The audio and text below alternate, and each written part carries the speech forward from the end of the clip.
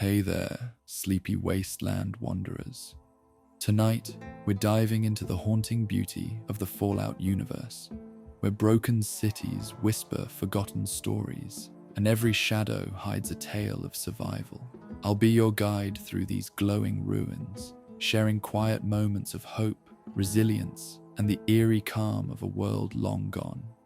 So, get cozy, dim the lights, and let the hum of your Pip-Boy light our way. Don't forget to like, subscribe, and check out our full Fallout playlist for more sleepy stories from the wasteland. And if there's a Fallout tale you want to hear next, drop it in the comments. Now, close your eyes, breathe deep, and drift into the world of Fallout, where dreams wander just beyond the horizon.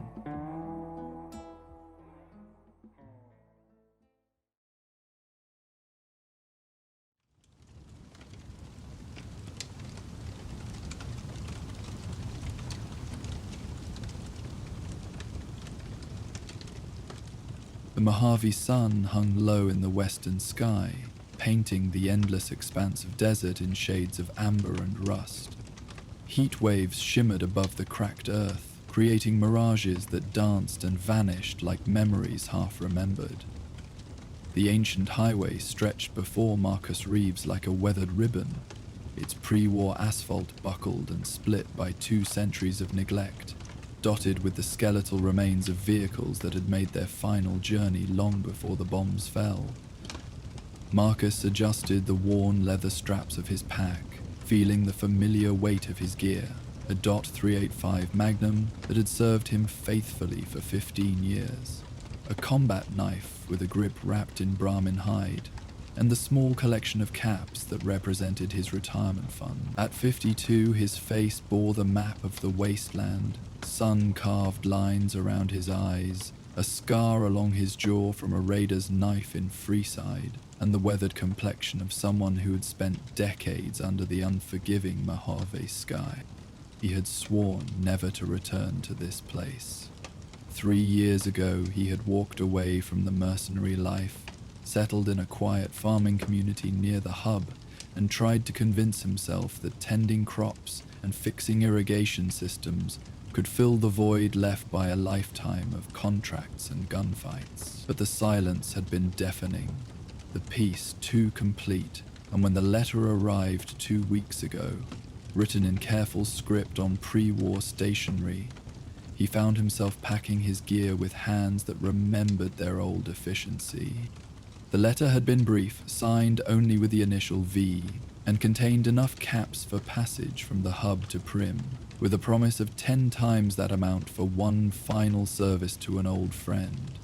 Marcus couldn't recall anyone with that initial from his active years, but something about the handwriting seemed familiar, like a half-remembered tune that haunts the edge of consciousness. As evening approached, the desert transformed from a furnace into something approaching comfortable. The oppressive heat began to lift, replaced by the gentle warmth that made Mojave sunsets legendary among those who had learned to appreciate such simple beauties. Marcus paused at the crest of a low hill, looking down at the settlement of Goodsprings, nestled in the valley below, a cluster of weathered buildings that had somehow managed to survive everything the wasteland could throw at them. Goodsprings hadn't changed much in the 3 years since his last visit. The same pre-war houses lined the main street, their walls bleached white by decades of sun, their windows glowing softly in the approaching dusk. The Prospector Saloon stood at the settlement's heart, its neon sign flickering intermittently as it had for as long as anyone could remember. Brahmin grazed in the nearby pastures, their dual heads turning occasionally to watch his approach with the patient indifference of creatures that had seen countless travelers pass through their domain. The settlement's residents went about their evening routines with the measured pace of people who had learned that survival in the Mojave required conservation of energy. An elderly woman tended her garden behind a chain-link fence, carefully rationing precious water to mutfruit plants that had been coaxed to grow in the alkaline soil. A young man repaired the wooden frame of a house, his movements economical and practiced. Children played in the dusty street, their laughter carrying across the cooling air like wind chimes made of sound. Marcus made his way toward the Prospector Saloon, his boots raising small clouds of dust with each step. The building's interior was dimly lit by oil lamps and the occasional functioning light bulb, creating pools of warm illumination that seemed to invite weary travelers to rest and forget their troubles for a while. The wooden floor creaked beneath his weight as he approached the bar, where Trudy stood polishing glasses with the methodical attention of someone who had performed the same task thousands of times. "Well, I'll be damned," Trudy said, looking up with a smile that creased her weathered face. "Marcus Reeves, back from the dead. Heard you'd gone soft growing carrots or some such nonsense up north." "Radishes, actually," Marcus replied with a slight smile, settling onto a bar stool that had probably been there since before the war. "And I'm just passing through. Someone wants to hire me for one last job." Trudy set a bottle of Sunset Sarsaparilla in front of him without being asked, remembering his preferences from years past.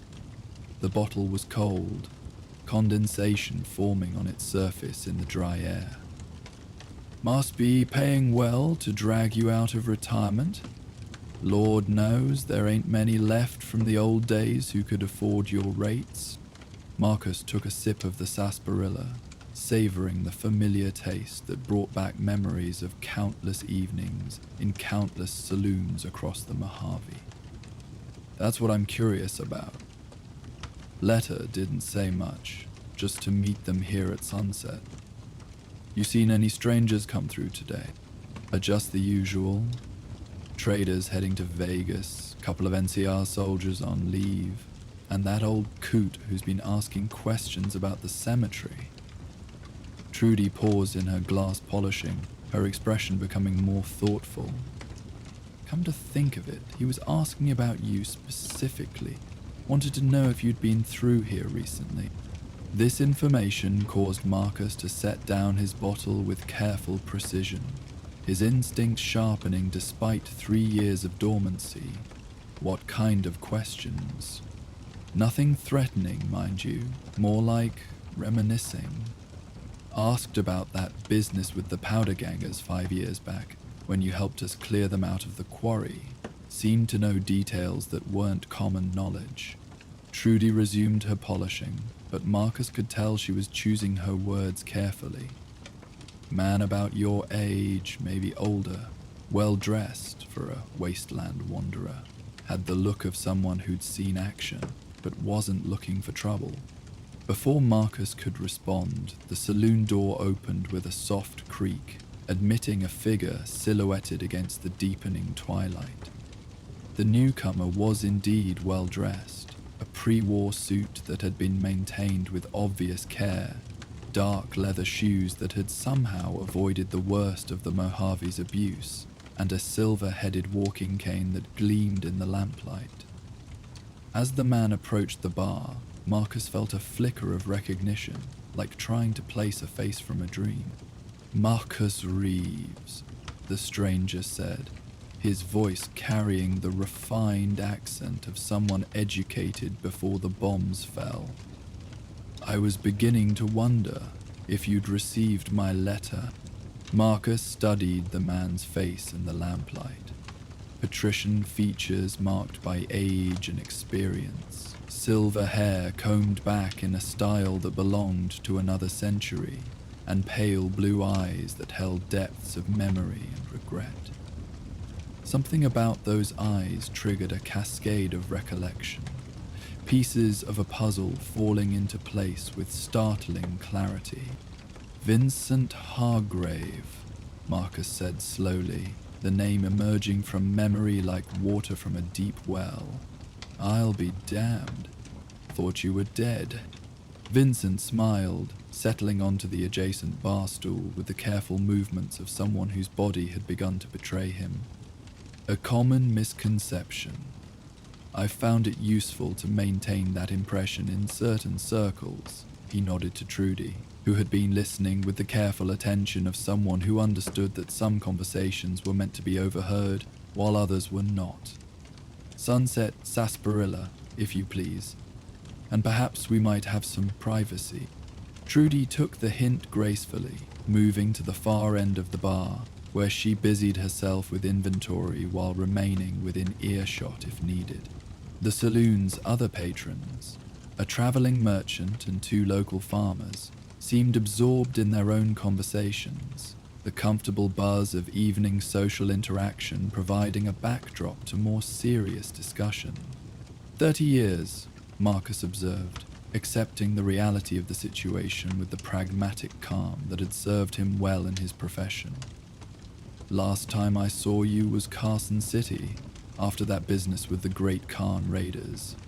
You disappeared the next morning without so much as a goodbye. I had my reasons, Vincent replied, his tone carrying weight of unspoken history. The world was changing, Marcus.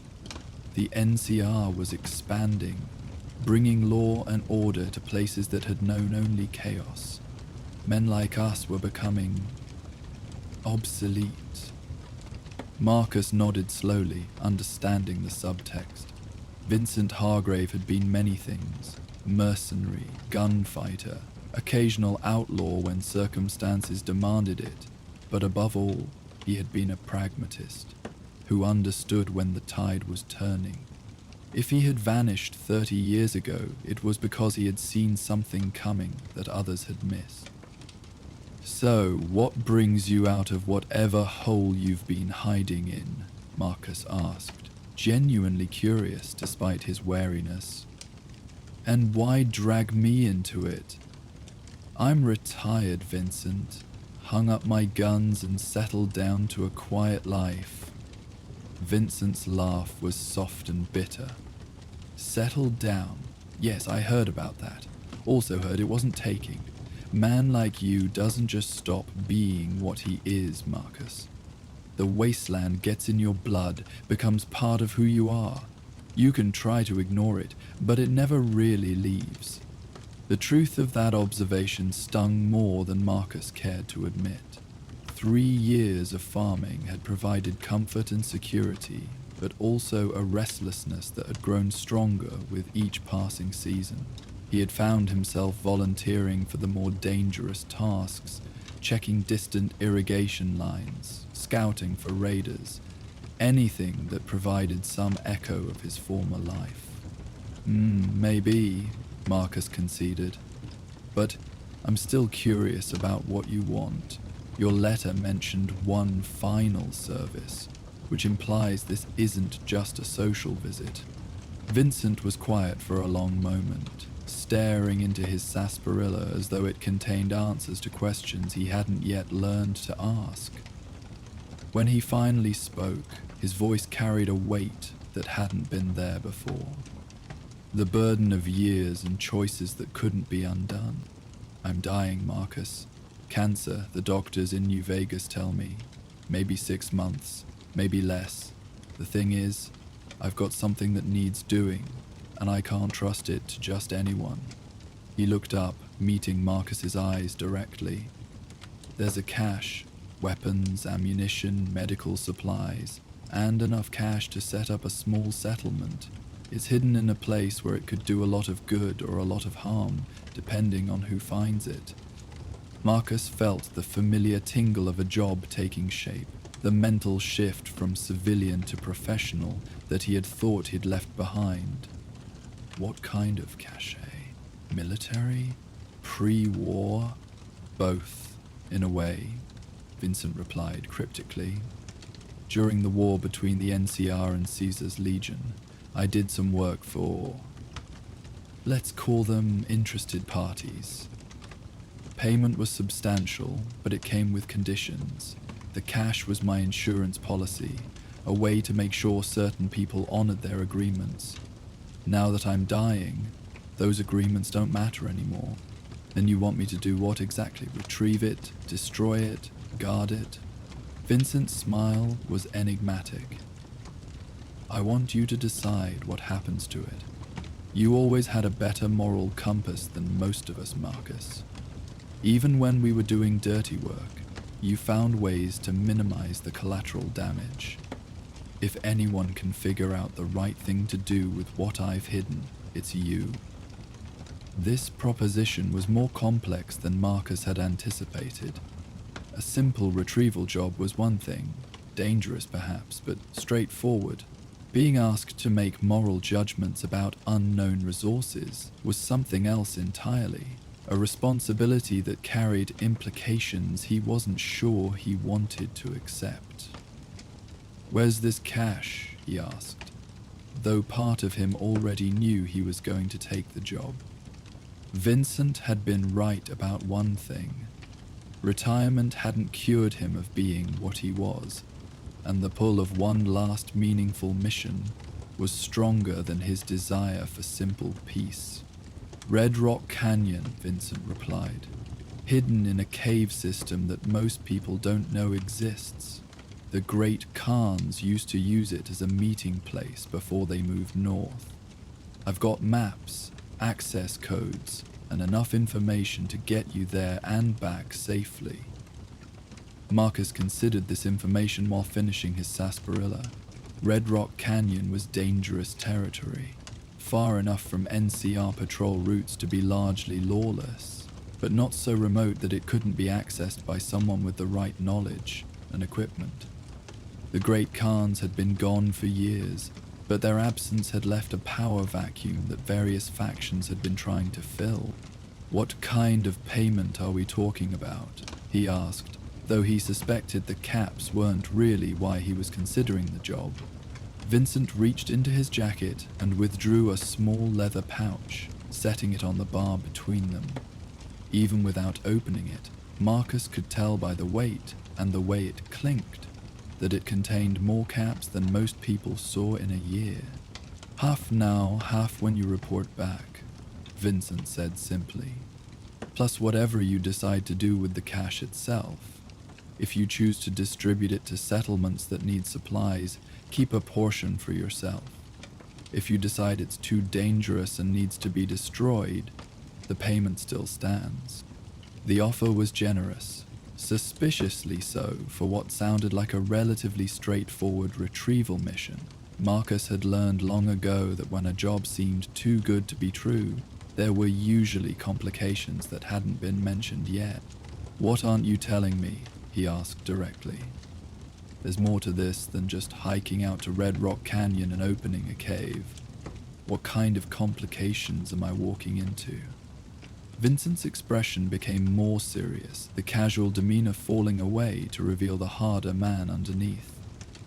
"The cash isn't just valuable because of what's in it. Some of the interested parties I mentioned are still alive, still active. They may have figured out where I hid their payment, or they may be watching to see who comes looking for it. You might not be the only one heading to Red Rock Canyon." This revelation changed the job's parameters significantly. What had sounded like a solo recovery mission might actually be a competition with unknown opponents who had their own stakes in the outcome. Marcus felt a familiar tightening in his chest. Not fear exactly, but the heightened awareness that came with accepting genuine danger. "What kind of interested parties?" he pressed. "NCR? Legion remnants? Crime families?" "All of the above, potentially," Vincent admitted. "The work I did during the war wasn't exactly legal, but it served purposes that various factions found useful. Now that the immediate conflict is over, some of those arrangements have become awkward for the people involved." Marcus nodded slowly, beginning to understand the full scope of what Vincent was asking. This wasn't just about recovering a cache.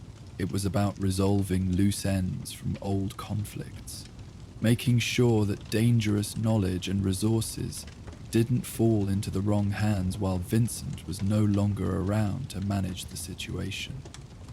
"How long do I have?" Marcus asked, his decision made, though he hadn't quite admitted it to himself yet. "Time isn't critical," Vincent replied. The cache has been secure for 5 years. It can wait a few more weeks if necessary, but I'd prefer to see this resolved while I'm still capable of providing assistance if needed.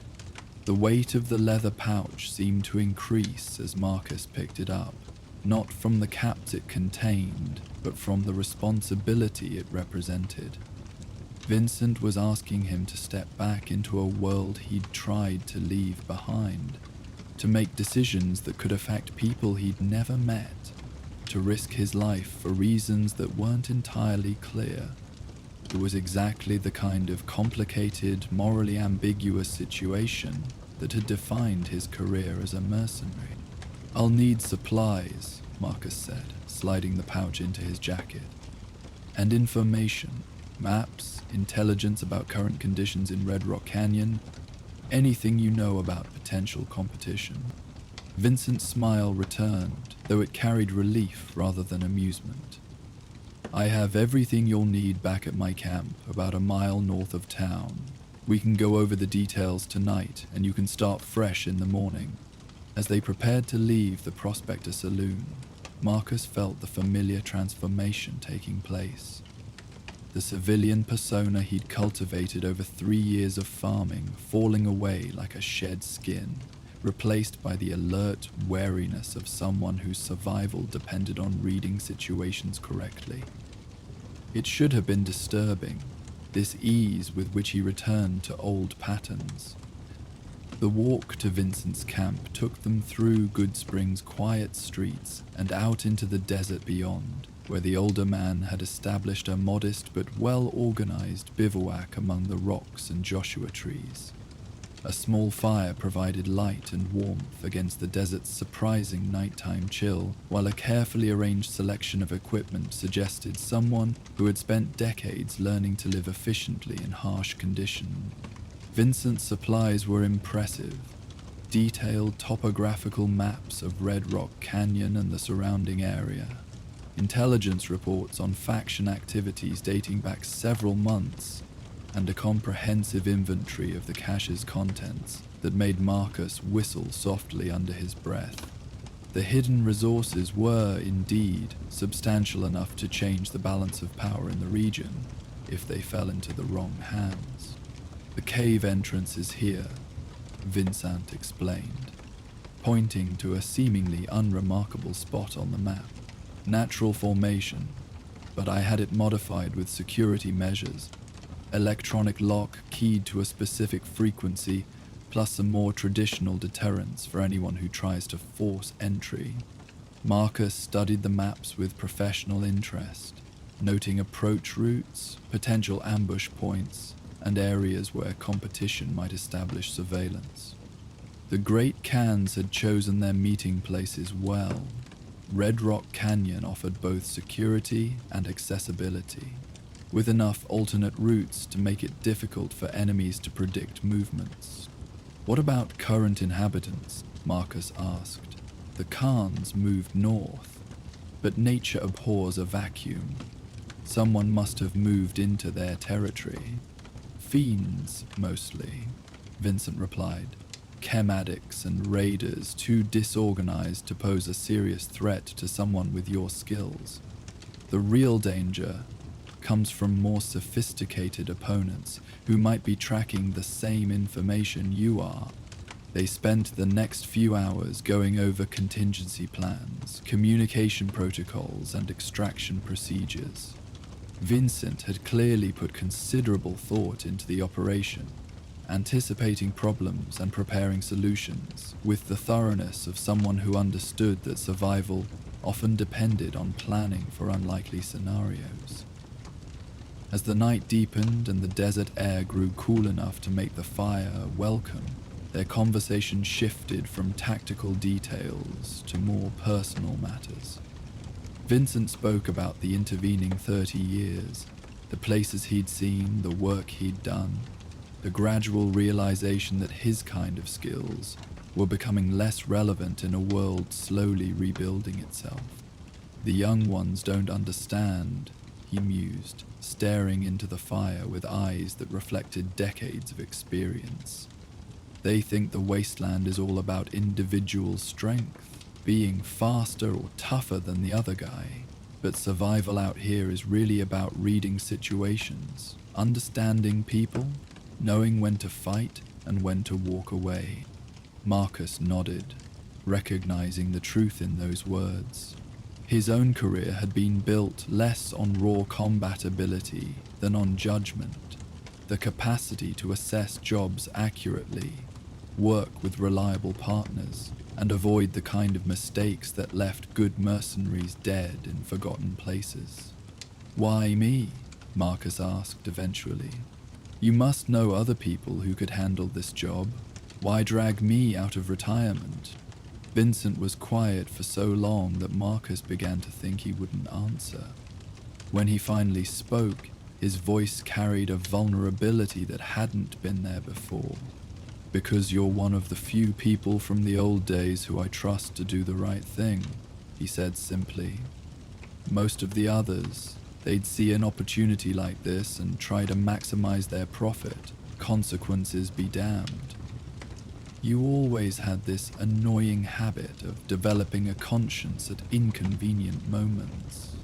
The compliment, if it was meant as one, carried weight because it was true.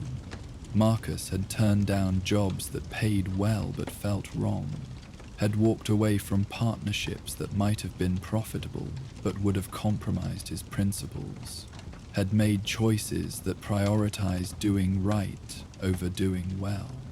It had probably cost him considerable wealth over the years, but it had also allowed him to sleep at night. As dawn approached, they finalized the operational details. Marcus would head out after breakfast, taking a circuitous route to Red Rock Canyon that would allow him to assess any surveillance while approaching the cache location. Vincent would remain in the area for another week, monitoring radio frequencies and gathering any additional intelligence that might prove relevant. The parting was awkward, weighted with the knowledge that this might be the last time they saw each other. Vincent's cancer was advanced enough to be visible in his movements and complexion, a reminder that time was limited for resolving old business. "If something happens to me before you report back," Vincent said, handing Marcus a sealed envelope, "there are instructions in here for contacting someone who can help you make sense of what you find. Don't open it unless you have to. Some knowledge is dangerous to possess." Marcus pocketed the envelope without comment, understanding that Vincent was trying to protect him from information that might make him a target. The older man's paranoia was probably justified, given the nature of the work they'd both done over the years. The walk back to Good Springs in the early morning light gave Marcus time to think about what he was undertaking. 3 years of peaceful retirement would end the moment he left town, replaced by the familiar rhythm of movement, vigilance, and calculated risk that had defined most of his adult life. Part of him looked forward to the challenge, while another part mourned the loss of the simple contentment he'd found in farming. At the Prospector Saloon, he ordered breakfast and began the mental process of preparing for the mission. Equipment check, route planning, contingency preparation, the familiar routine that had kept him alive through dozens of dangerous jobs. Trudy observed his transformation with the knowing eye of someone who had seen many mercenaries prepare for work, understanding that the quiet farmer who had arrived yesterday was gone, replaced by the professional who would leave this morning. "Take care of yourself out there," she said as he prepared to depart. "And if you're ever back this way, remember that you've got friends here." Marcus shouldered his pack and checked his weapon one final time, feeling the weight of Vincent's caps and the responsibility they represented. Red Rock Canyon waited somewhere beyond the morning heat shimmer, along with answers to questions he hadn't yet learned to ask. The last job had become something more, a final test of judgment, skill, and principle that would determine not just his own future, but potentially the fate of resources that could change many lives. The Mojave stretched before him in all directions, harsh and unforgiving, but familiar in its challenges. Whatever waited in the hidden cache, whatever complications Vincent hadn't mentioned, whatever choices lay ahead, they would all be resolved in the next few days. Marcus Reeves, the last mercenary, was going back to work. As he disappeared into the heat shimmer rising from the desert floor, heading toward whatever destiny awaited in Red Rock Canyon, the Mojave continued its eternal cycle of creation and destruction, survival and loss, hope and despair played out against a landscape that had witnessed all of human nature's variations and found them all equally temporary. While Marcus Reeves made his solitary way across the sun-baked wasteland toward Red Rock Canyon, elsewhere in the Mojave, another mercenary company was facing a different kind of challenge. In a ramshackle outpost built from salvaged materials and stubborn determination, 4 seasoned fighters sat around a flickering campfire, their conversation growing more heated as the night wore on. The job they'd been hired to complete had seemed straightforward when they'd accepted it, but new information had cast everything in a different light, forcing them to confront the uncomfortable question of where loyalty ended and conscience began. Join us for the Blood Pact. The desert outpost crouched against the Mojave landscape like a wounded animal seeking shelter, its walls constructed from a patchwork of salvaged materials that told the story of countless scavenging expeditions. Corrugated metal sheets from pre-war buildings formed the primary structure, reinforced with concrete blocks, wooden planks, and the occasional piece of armor plating from destroyed vehicles. What had once been someone's desperate attempt at creating a permanent settlement had become a way station for those who lived between the cracks of civilization. Traders, wanderers, and mercenaries who needed a place to rest without asking too many questions about their neighbor's business.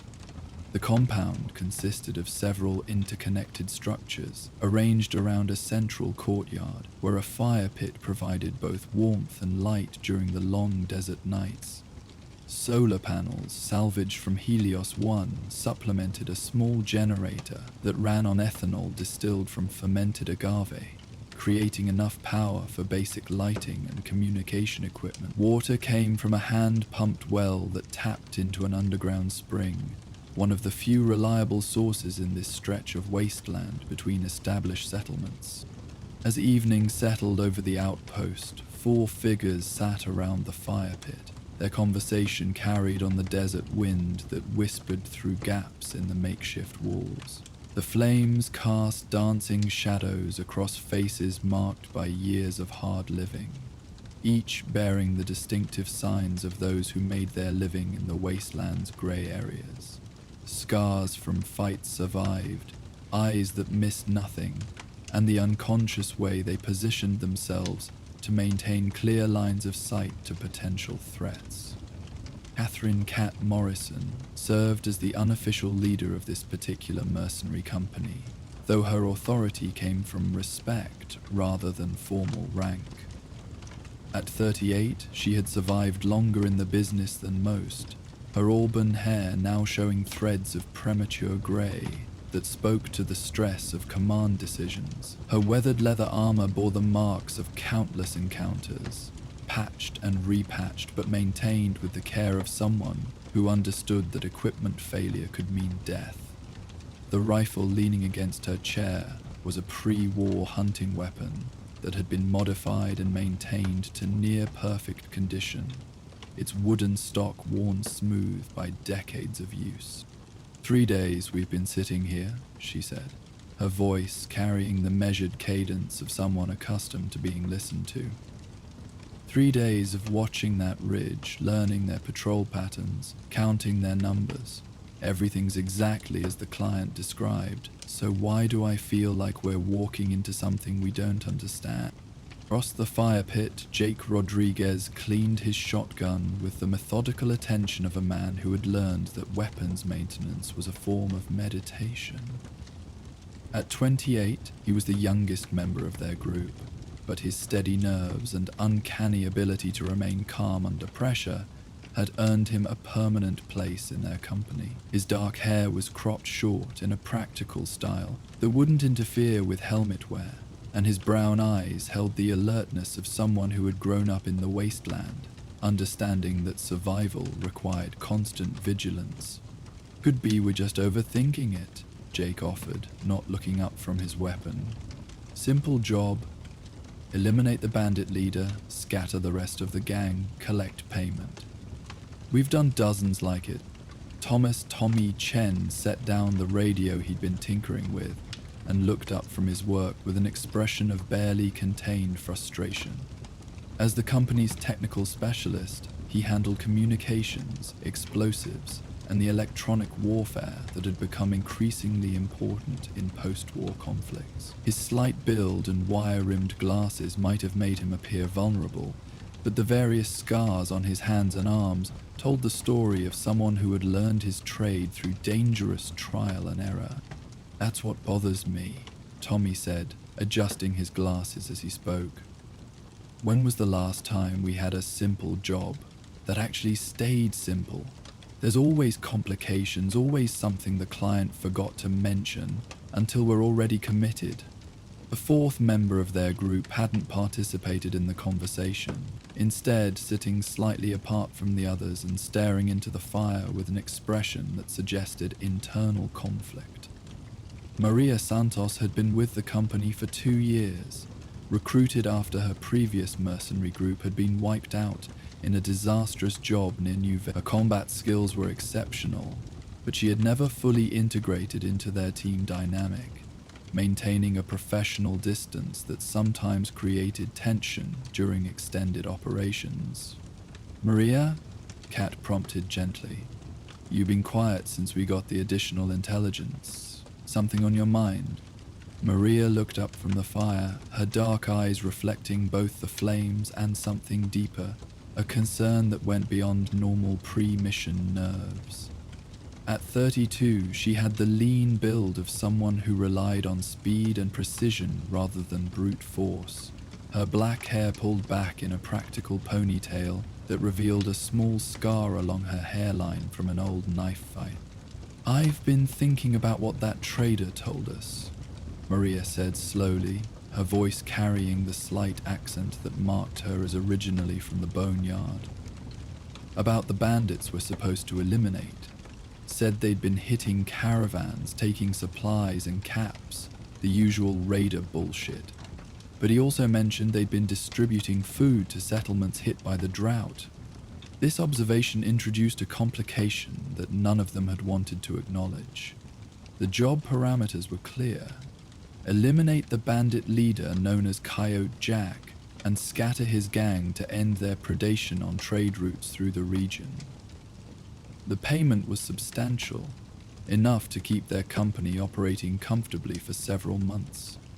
But if the bandits were also providing aid to struggling settlements, the moral calculus became significantly more complex. "Might just be propaganda," Jake suggested, though his tone lacked conviction. "Bandits sometimes spread stories about helping people to make themselves look better. Doesn't change what they're doing to the caravans."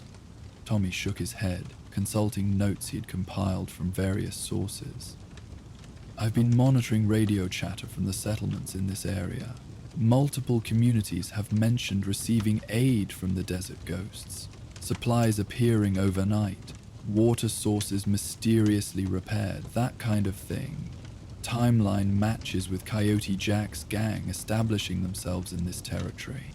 Kat absorbed this information with a careful consideration of someone whose decisions affected not just her own survival, but the lives of her team members. The fire crackled softly between them, its warm light creating an island of visibility in the vast darkness of the Mojave night. Somewhere in the distance, a coyote howled, a sound that reminded them all that they were far from the safety of established settlements, operating in the spaces between civilization, where different rules applied. "What about our client?" Kat asked, Senator Morrison claimed he was representing the interests of regional stability, said the bandits were disrupting trade and threatening economic recovery. Senator Morrison has interests in 3 different caravan companies, Maria pointed out, her voice carrying a note of cynicism that had become more pronounced over their 2 years of working together. Eliminating competition from people who don't charge for their services would certainly benefit his bottom line. This revelation cast their mission in a different light. What had been presented as a straightforward contract to eliminate dangerous criminals now appeared to be a more complex situation, involving competing interests and questionable motivations. The bandits might indeed be predators, but they might also be the only source of aid for settlements that had been abandoned by more legitimate authorities. Tommy consulted his radio equipment again, fine-tuning the frequency to monitor communications from the bandits' camp on the ridge above them. I've been listening to their internal communications for the past day. They're definitely organized, definitely armed, but their conversations don't sound like typical raider chatter. They talk about supply runs, territory assignments, protecting convoys.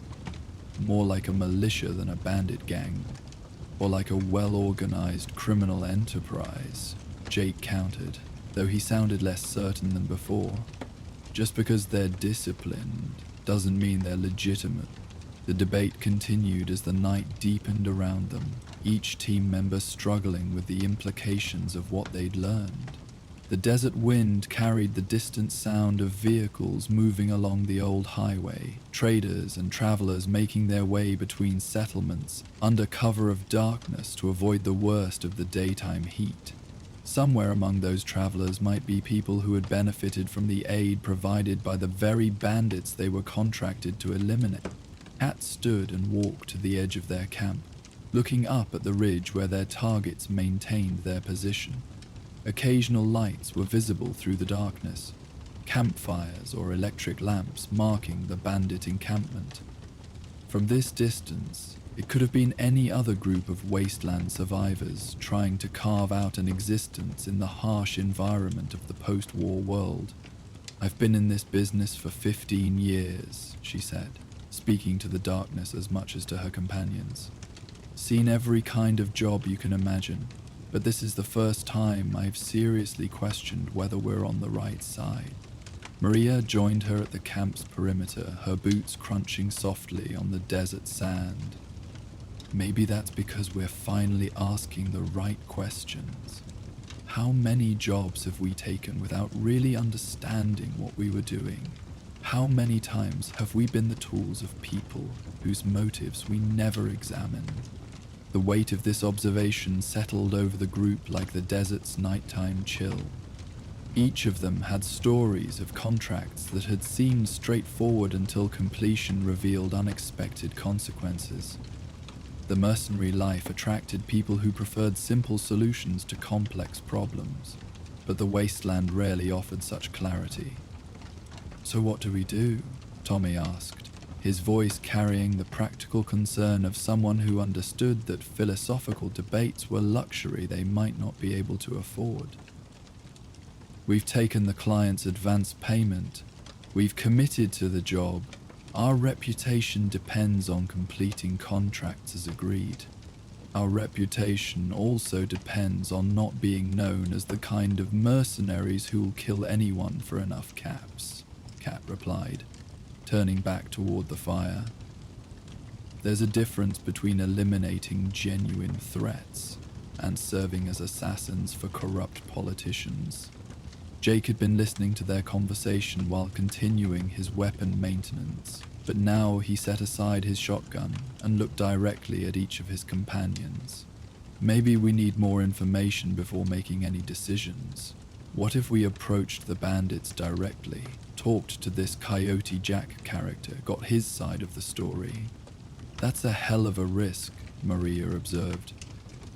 "If they're actually dangerous criminals, walking into their camp could get us all killed. And if Senator Morrison finds out we made contact instead of eliminating them, We'll have made an enemy of someone with significant political influence." The conversation was interrupted by a crackling from Tommy's radio equipment. He quickly adjusted the controls, isolating a transmission that was being broadcast on an emergency frequency used by settlements in distress. "This is Dusty Springs calling any station." The voice was female, middle-aged, and carried the strain of someone dealing with crisis. "We've got wounded here, need medical supplies and clean water. Our well's gone bad and we've got radiation sickness spreading through the community. Can anyone assist? Repeat, this is Dusty Springs requesting emergency assistance." The transmission repeated several times before fading into static, leaving the four mercenaries staring at the radio in silence. Dusty Springs was one of the settlements they'd identified as having received aid from Kyo Jack's group, a small farming community about 20 miles southeast of their current position. "Check the emergency response frequencies," Kat instructed. "See if anyone's answering their call." Tommy worked through various frequencies, monitoring for any response to Dusty Springs' plea for help. After several minutes of searching, he shook his head grimly. Nothing. No NCR relief operations, no merchant convoys offering assistance, no other settlements able to help. They're on their own. This silence highlighted one of the harsh realities of life in the outer territories of the NCR's expansion. While the major cities and trade routes received regular attention from official authorities, smaller settlements often had to rely on their own resources or the questionable charity of groups like Coyote Jack's bandits. "How far did you say Dusty Springs was from the bandit camp?" Maria asked, consulting their tactical map. "About 15 miles, Tommy replied, tracing the route with his finger. "Easy range for a supply run if someone wanted to help them." As if summoned by their conversation, Tommy's radio crackled again with a different transmission, this one clearly originating from the ridge above them. "Razor, this is Coyote Jack. We've got that distress call from Dusty Springs. Grab the medical kit and 2 cases of purified water from the supply cache. Take Martinez and Stevens with you for security. Route through Devil's Canyon to avoid the main road." "Copy that, boss," came the reply. "What about the radiation treatment? Doc's got some rad away, but not enough for a whole community." "Take what we have," Coyote Jack responded, "and see if you can find more along the way. Those people are dying, and we're the only ones in position to help them." The transmission ended, leaving the 4 mercenaries to contemplate what they'd just heard. The bandits they were contracted to eliminate were organizing a relief mission to aid the very settlement that had just broadcast its desperate plea for help. The moral complexity of their situation had just become undeniably clear. "Well, shit," Jake said quietly, expressing what they were all thinking. Kat returned to her position by the fire, her expression reflecting the weight of command decisions that no longer had clear answers. "Tommy, can you monitor both the bandits' communications and any response to Dusty Springs' emergency call? I want to know if anyone else is planning to help them." "Already on it," Tommy replied, adjusting his equipment to maintain surveillance on multiple frequencies simultaneously. "If there's any official response, we'll know about it." The night continued around them, the desert's nocturnal life beginning its ancient routine of hunting and survival. Somewhere overhead, a night stalker called to its pack, the sound carrying across the emptiness like a reminder that the wasteland made no distinctions between predator and prey. All were subject to the same harsh rules of existence. "I keep thinking about something my grandmother used to say," Maria said suddenly, her voice barely audible above the crackling fire. "She lived through the bombs, survived the first few years when civilization collapsed. She used to tell me that the hardest thing about living in the wasteland wasn't the radiation or the mutated animals or even the raiders. It was knowing when to trust your conscience and when to ignore it." "What did she mean by that?" Kat asked, genuinely curious about wisdom from someone who had witnessed the world's transformation. He said, "Sometimes doing the right thing got people killed, and sometimes doing the wrong thing was the only way to survive. The trick was learning to tell the difference." Maria poked at the fire with a stick, sending sparks spiraling up into the darkness. "I think this might be one of those times when we have to decide which kind of survival matters more." Their conversation was interrupted by movement at the camp's perimeter. Not threatening, but the approach of someone who wanted to be noticed rather than attempting stealth. Kat immediately grabbed her rifle, while the others took defensive positions, but the figure that emerged from the darkness was clearly unarmed and moving with the deliberate caution of someone seeking parley rather than conflict. The newcomer was a woman in her 40s, wearing the practical clothing of a wasteland traveler, but without the heavy weapons that marked raiders or other hostile elements.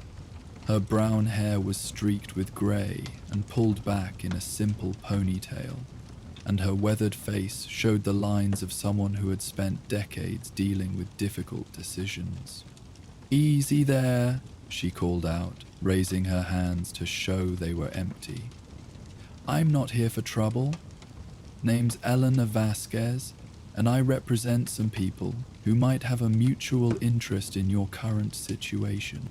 Kat kept her rifle trained on the woman but didn't fire, waiting to see what kind of proposition this unexpected visitor might offer. What kind of mutual interest? The kind that involves Senator Morrison's contract and what you might have learned about the people he wants you to eliminate, Elena replied, settling carefully onto a rock just outside their camp's perimeter. "Mind if I sit? Been walking for hours to get here and not as young as I used to be." This revelation that their visitor knew about their contract created immediate tension among the four mercenaries. Their job was supposed to be confidential, known only to themselves and their client. If word had leaked, it suggested complications beyond what they had already discovered. "How do you know about our contract?" Tommy asked, his hand moving instinctively toward his sidearm.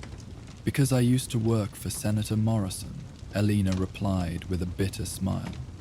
"Used to help him arrange these kinds of solutions to problems that interfered with his business interests. Took me 3 years to figure out what I was really doing, and another 2 to work up the courage to walk away." She reached slowly into her jacket, withdrawing a small device that Tommy immediately recognized as a holotape player. "I've got recordings of conversations between Morrison and his associates. Discussions about eliminating competition, manipulating territorial disputes, using mercenaries to handle problems that couldn't be addressed through legal channels. Your current contract is just the latest in a long series of similar arrangements." Kat lowered her rifle slightly but didn't relax her vigilance. "What do you want from us?" "I want you to walk away from this job," Elena said simply. "Don't eliminate Coyote Jack and his people. Don't give Morrison what he's paying for.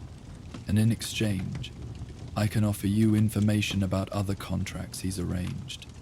Jobs that might help you understand what you've really been doing all these years." This proposition created a moment of tense silence as each mercenary processed the implications. Walking away from a contract would damage their professional reputation and potentially make them enemies of a powerful political figure. But completing the job would mean eliminating people who might be providing the only assistance available to struggling settlements. "Play the recording," Maria said suddenly, her voice carrying the tone of someone who had made a decision. "If we're going to make a choice about this, we need to know exactly what we're dealing with." Elena activated the holotape player, and Senator Morrison's voice emerged from the device with the clarity of a professional recording. The conversation was clearly from a planning meeting, with Morrison and several associates discussing the Coyote Jack problem and potential solutions. The bandits are disrupting our carefully established pricing structure, Morrison's voice explained. When they provide free aid to settlements, it makes our caravan services look exploitative by comparison. We need them eliminated, but it has to look like a legitimate anti-crime operation. What about hiring local mercenaries? Another voice suggested.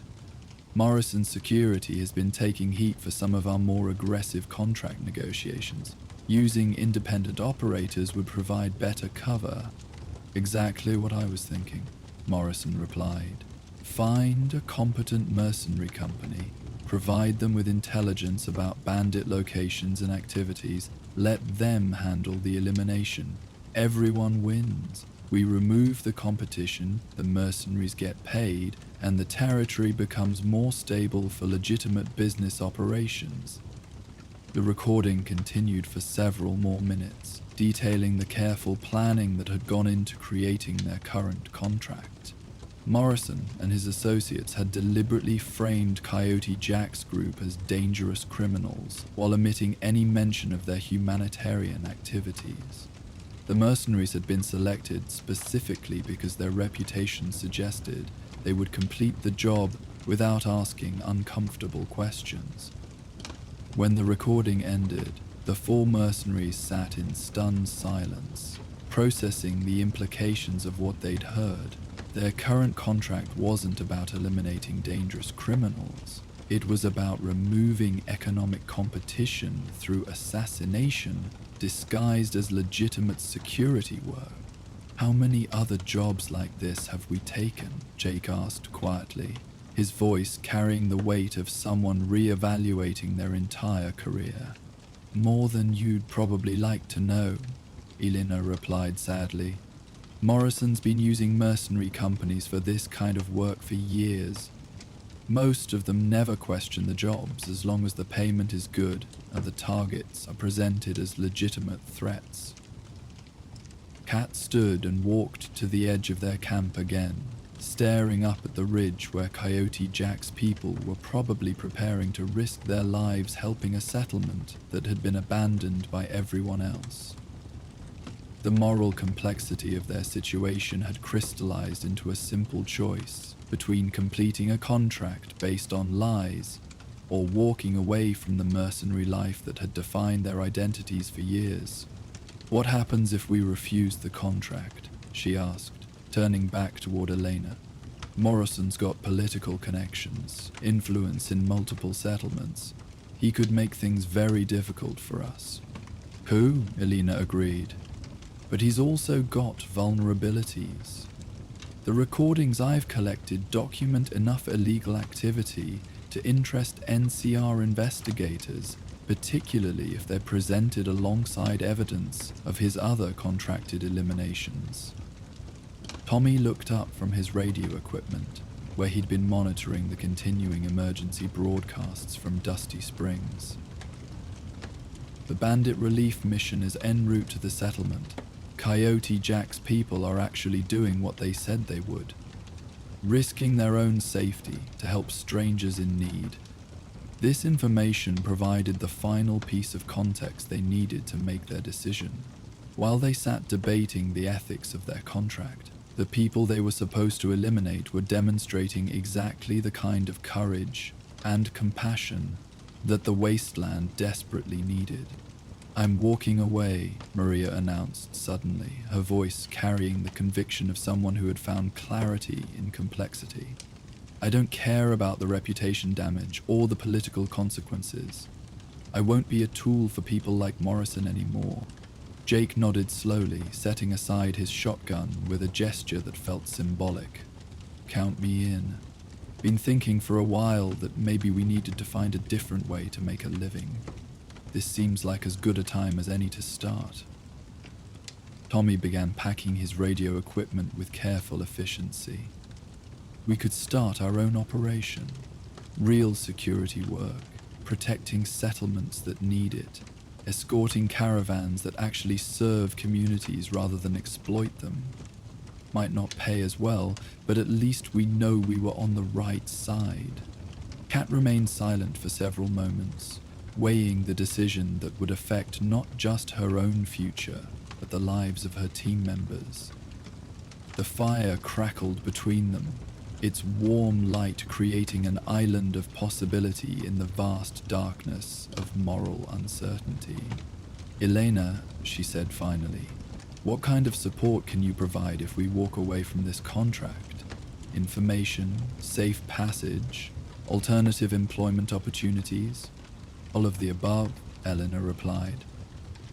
"I've been building a network of people who are tired of being used by politicians and crime bosses, former mercenaries, ex-military, settlement leaders who want to create something better than what we've got now. There's work available for people with your skills if you're willing to use them constructively instead of destructively." The decision, when it came, felt inevitable. The culmination of doubts and concerns that had been building for years. One by one, each member of the mercenary company committed to walking away from Senator Morrison's contract, accepting the risks that came with choosing conscience over profit. As dawn approached, they began the process of dismantling their temporary camp and preparing for departure. The mission they'd spent days planning would remain unexecuted. Coyote Jack's people would continue their dual existence as bandits and humanitarian aid workers, and 4 professional mercenaries would begin the difficult process of reinventing themselves as something better. The Mojave sunrise painted the desert landscape in shades of gold and amber, transforming the harsh wasteland into something approaching beautiful.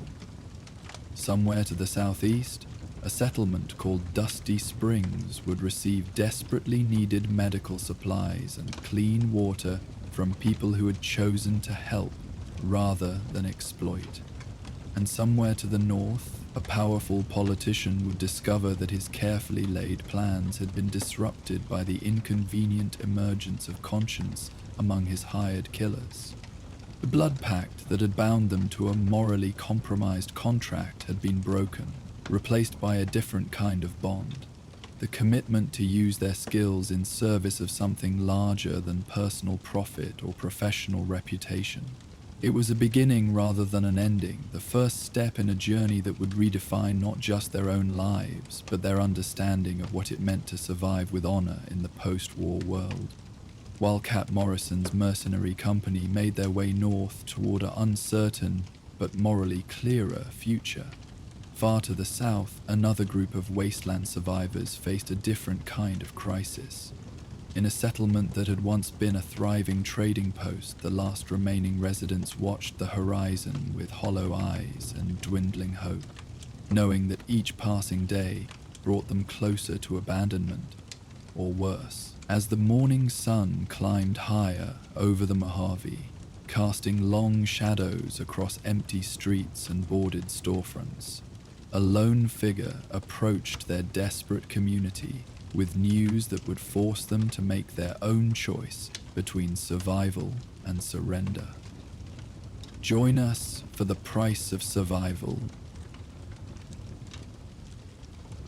The settlement of Bitter Creek had once been a jewel of the northern Mojave, a prosperous trading post where caravans converged to exchange goods, share news, and resupply before continuing their journeys across the wasteland. Pre-war buildings had been lovingly restored and reinforced, their walls painted in cheerful colors that defied the desolation of the surrounding desert. Gardens flourished behind chain-link fences, fed by an artesian well that had provided clean water for generations. The main street bustled with activity from dawn to dusk, filled with merchants hawking their wares, travelers seeking shelter, and residents who had built something approaching normal lives in the post-nuclear world. That prosperity belonged to the past. Now, as the late afternoon sun cast long shadows across the settlement's dusty streets, Bitter Creek resembled a ghost town in the making. Many of the colorful buildings stood empty, their windows boarded or simply dark, their former occupants having fled to more promising territories as the community's fortunes declined. The gardens had withered from neglect, their irrigation systems broken and irreparable, without parts that could no longer be afforded. Even the main street, once the heart of regional commerce, lay nearly deserted except for a handful of stubborn souls who refused to abandon their homes despite the overwhelming evidence that their community was dying. Samantha Reed stood on the porch of what had once been the settlement's trading post, now serving as an unofficial town hall for the 17 remaining residents of Bitter Creek. At 45, she bore the weight of unwanted leadership. The mantle had fallen to her not through ambition, but through the simple fact that she had been the last person willing to accept responsibility for decisions that seemed to offer only bad options. Her greying brown hair was pulled back in a simple ponytail, and her weathered hands showed the calluses of someone who had learned to do whatever work needed doing, from repairing water pumps to negotiating with increasingly hostile neighbors.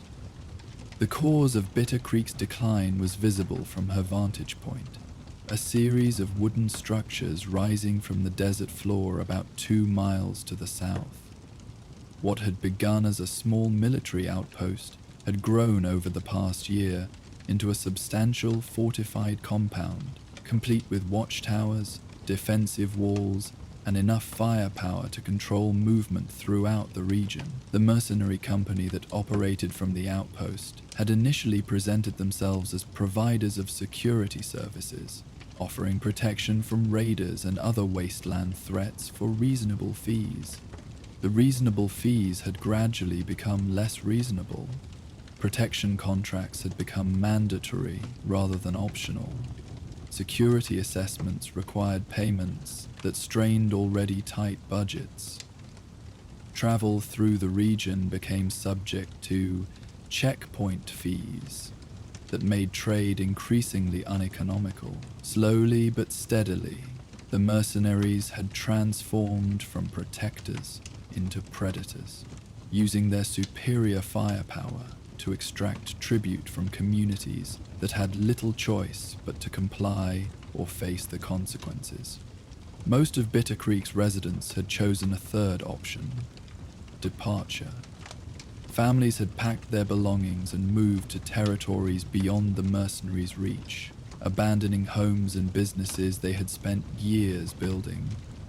The fortunate ones had relatives in other settlements, willing to take them in. The less fortunate had simply loaded their possessions onto Brahmin carts and headed toward uncertain destinies in the vast wasteland, hoping to find new opportunities before their supplies ran out.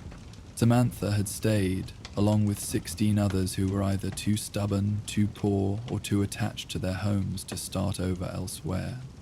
They had become a community of the desperate, held together by shared defiance of circumstances that seemed designed to crush any remaining hope.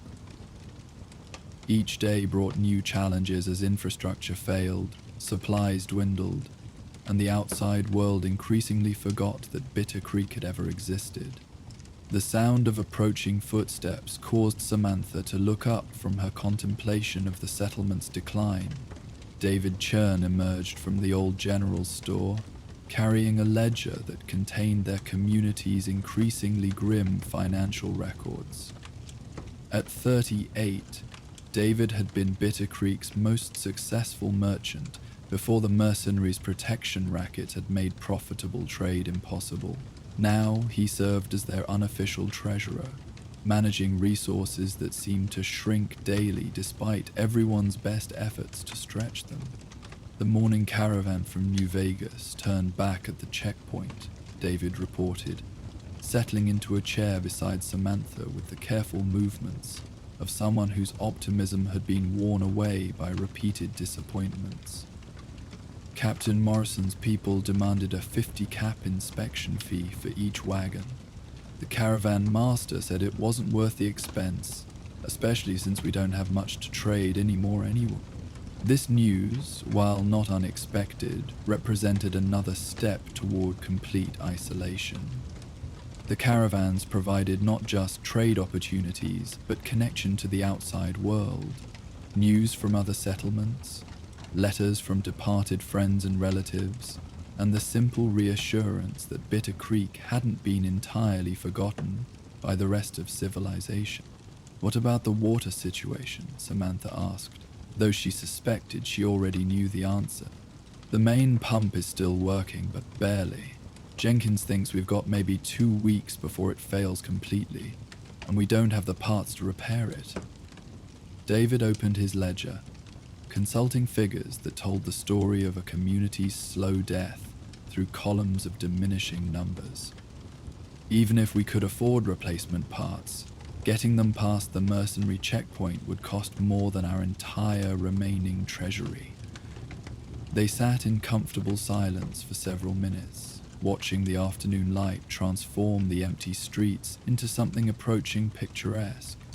Without the bustle of commerce and the cheerful noise of a thriving community, Bitter Creek had acquired a melancholy beauty, the poignant charm of abandoned places where life had once flourished. Desert flowers had begun to reclaim some of the vacant lots, their bright blooms creating splashes of color among the weathered buildings. "Sometimes I wonder if we're being foolish," Samantha mused, more to herself than to David. "Staying here, trying to hold onto something that might already be gone. Maybe the others were right to leave while they still could." "Maybe," David agreed quietly, "but someone has to remember what this place used to be. Someone has to believe it could be that way again, even if the odds are against it." Their conversation was interrupted by the approach of another settlement resident, old Pete Morrison, no relation to the mercenary captain despite sharing a surname. At 73, Pete was the settlement's unofficial historian, one of the few remaining residents who remembered Bitter Creek's founding and early prosperity. His weathered face and stooped shoulders told the story of a long life lived in harsh conditions, but his eyes still held the sharpness of someone who missed very little of what happened around him. "Got a visitor coming," Pete announced, gesturing toward the northern approach road where a dust cloud marked the progress of someone traveling toward the settlement. "Single rider, moving casual-like rather than hurried. Could be a trader who doesn't know about the checkpoint situation, or maybe someone looking for work." Samantha shaded her eyes against the afternoon glare, watching the approaching figure with the cautious attention of someone who had learned that visitors could bring either opportunity or trouble. The rider resolved into a woman mounted on a well-maintained motorcycle, her travel gear suggesting someone accustomed to long journeys across dangerous territory. As she drew closer, details became visible: weathered leather armor that showed signs of professional maintenance, weapons carried with the casual competence of someone who knew how to use them, and the alert posture of someone scanning for potential threats, even in apparently peaceful surroundings. The motorcycle's engine quieted as the rider downshifted and coasted into the settlement's main street, coming to a stop near the trading post where the 3 residents had gathered. The woman removed her helmet, revealing short-cropped blonde hair and features that suggested she was somewhere in her 30s. Her blue eyes held the steady assessment of someone evaluating both immediate threats and longer-term opportunities. $100,000, she said, dismounting from her motorcycle with fluid efficiency. "Name's Elena Rodriguez. I'm looking for work, and I heard this settlement might be in need of some professional assistance." Samantha exchanged glances with David and Pete, each wondering who might have told this stranger about their situation and what kind of assistance she might be offering. The mercenaries, for she was clearly a mercenary, equipment and bearing suggested competence, but they had recent experience with mercenaries whose idea of assistance involved extortion and intimidation. "Depends on what kind of work you're looking for," Samantha replied carefully, "and what kind of assistance you're offering. We've had some unfortunate experiences with professional soldiers in this area. Eleanor's expression suggested she understood the subtext of that statement. I've heard about Captain Morrison's outfit. Word gets around the mercenary community when someone starts operating like a protection racket instead of providing legitimate security services. That's actually part of why I'm here. This revelation created immediate interest among the three residents. If Elena Rodriguez had come to Bitter Creek specifically because of their problems with Morrison's mercenaries, she might represent an opportunity they hadn't dared to hope for. What do you mean? David asked, his ledger forgotten as he focused entirely on their unexpected visitor. I mean, Morrison's operation is giving professional mercenaries a bad reputation throughout this region, Elena explained, settling into a relaxed stance that somehow managed to remain alert to potential threats. There's been talk among the legitimate companies about doing something to clean up the situation, but most of them are too busy with their own contracts to get involved. Pete leaned forward in his chair, his elderly face showing more animation than it had displayed in months. So, you're here to take on Morrison's people? Just you against a whole fortified compound? Elena's laugh was dry but not unkind. Nothing that dramatic. I'm here to offer you an alternative to paying protection money to people who aren't actually protecting you from anything. Real security work, legitimate defense of your settlement, for a price you can actually afford. This proposition was exactly what the residents of Bitter Creek had been hoping for, but experience had taught them to be wary of offers that seemed too good to be true. Samantha studied Elena's face, looking for signs of deception or hidden motives that might reveal this as another form of exploitation disguised as assistance. What kind of price are we talking about? She asked directly. And what exactly would you be protecting us from? Morrison's people haven't actually attacked us directly. They just make it impossible for us to conduct normal business. Economic warfare is still warfare, Elena replied seriously. And it's often more effective than direct violence because it doesn't create martyrs or attract unwanted attention from larger authorities. Morrison's strategy is smart. He's killing your community slowly enough that most people don't recognize it as an attack. David opened his ledger again, consulting their financial records with the expression of someone who had become expert at calculating impossible mathematics. We've got maybe 300 caps in our community treasury, plus whatever individual residents might be able to contribute. That's not enough to hire professional military protection for any meaningful length of time. Actually, it might be, Elena said, settling onto the trading post's porch steps with the casual confidence of someone making herself at home. I'm not looking for a standard mercenary contract. What I'm proposing is more like a partnership. I provide security and military expertise. You provide shelter, food, and whatever payment you can afford without bankrupting yourselves. This unusual arrangement caught the attention of all three residents. Mercenaries typically demanded payment in advance, with rates that reflected their understanding that clients who couldn't afford protection could hardly afford to negotiate. Eleanor's proposal suggested either desperation on her part or motivations that went beyond simple profit. Why would you accept that kind of arrangement? Samantha asked, her natural suspicion warring with desperate hope. What's in it for you besides a fraction of what you could probably earn elsewhere? Elena was quiet for a moment, her gaze drifting across the nearly empty streets of Bitter Creek, as though seeing something that wasn't immediately visible to others. When she spoke, her voice carried a weight of personal history that hadn't been present before. I grew up in a place like this, she said simply. Small settlement in the Baja wasteland, trying to make an honest living in a world that didn't make it easy.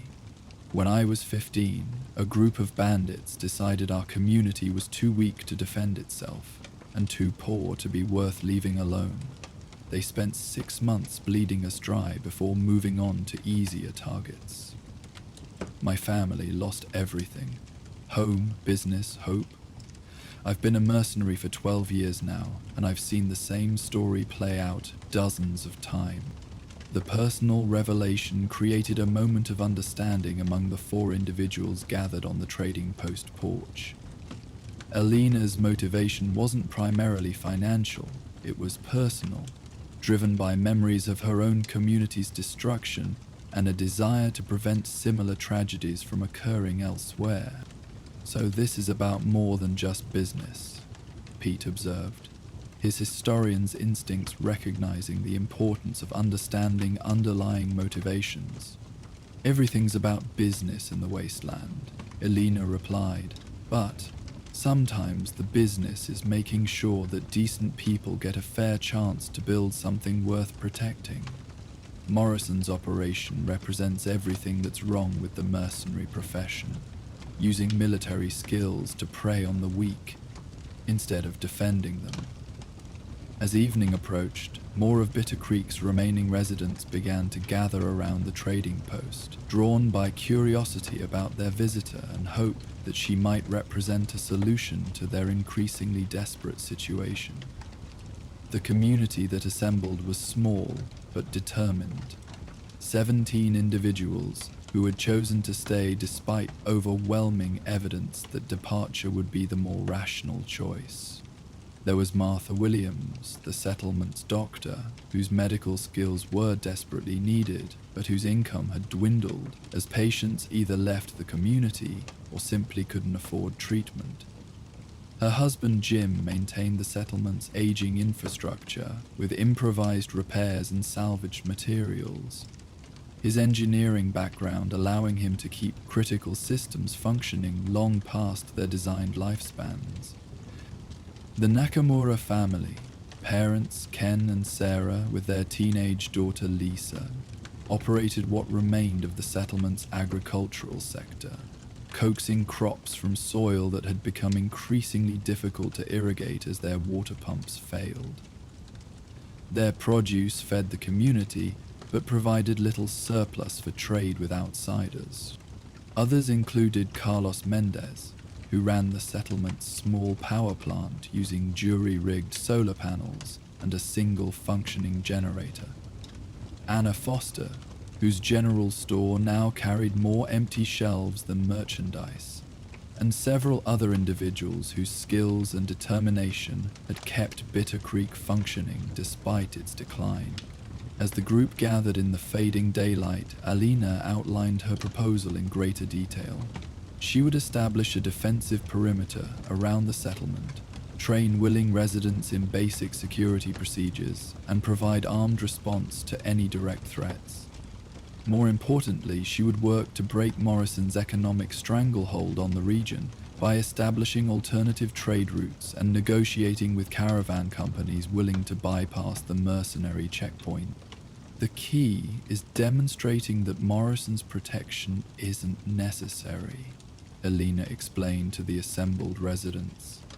Once traders realize they can conduct business here safely without paying his fees, the economic incentive for his operation disappears. Military force is expensive to maintain. If it stops generating profit, it becomes unsustainable. Martha Williams raised a practical concern that had occurred to several others. What if Morrison decides to eliminate the competition by attacking us directly? His people have superior numbers and equipment. We could end up in a shooting war we can't win. That's a risk, Elena acknowledged honestly. But it's also unlikely. Direct attacks create problems for mercenaries. They attract attention from NCR authorities, create martyrs that inspire resistance, and generally complicate the business environment. Morrison's current strategy works because it appears legitimate. Open warfare would reveal what he's really doing. The discussion continued as full darkness settled over the settlement, the conversation illuminated by oil lamps and the occasional functioning electric light.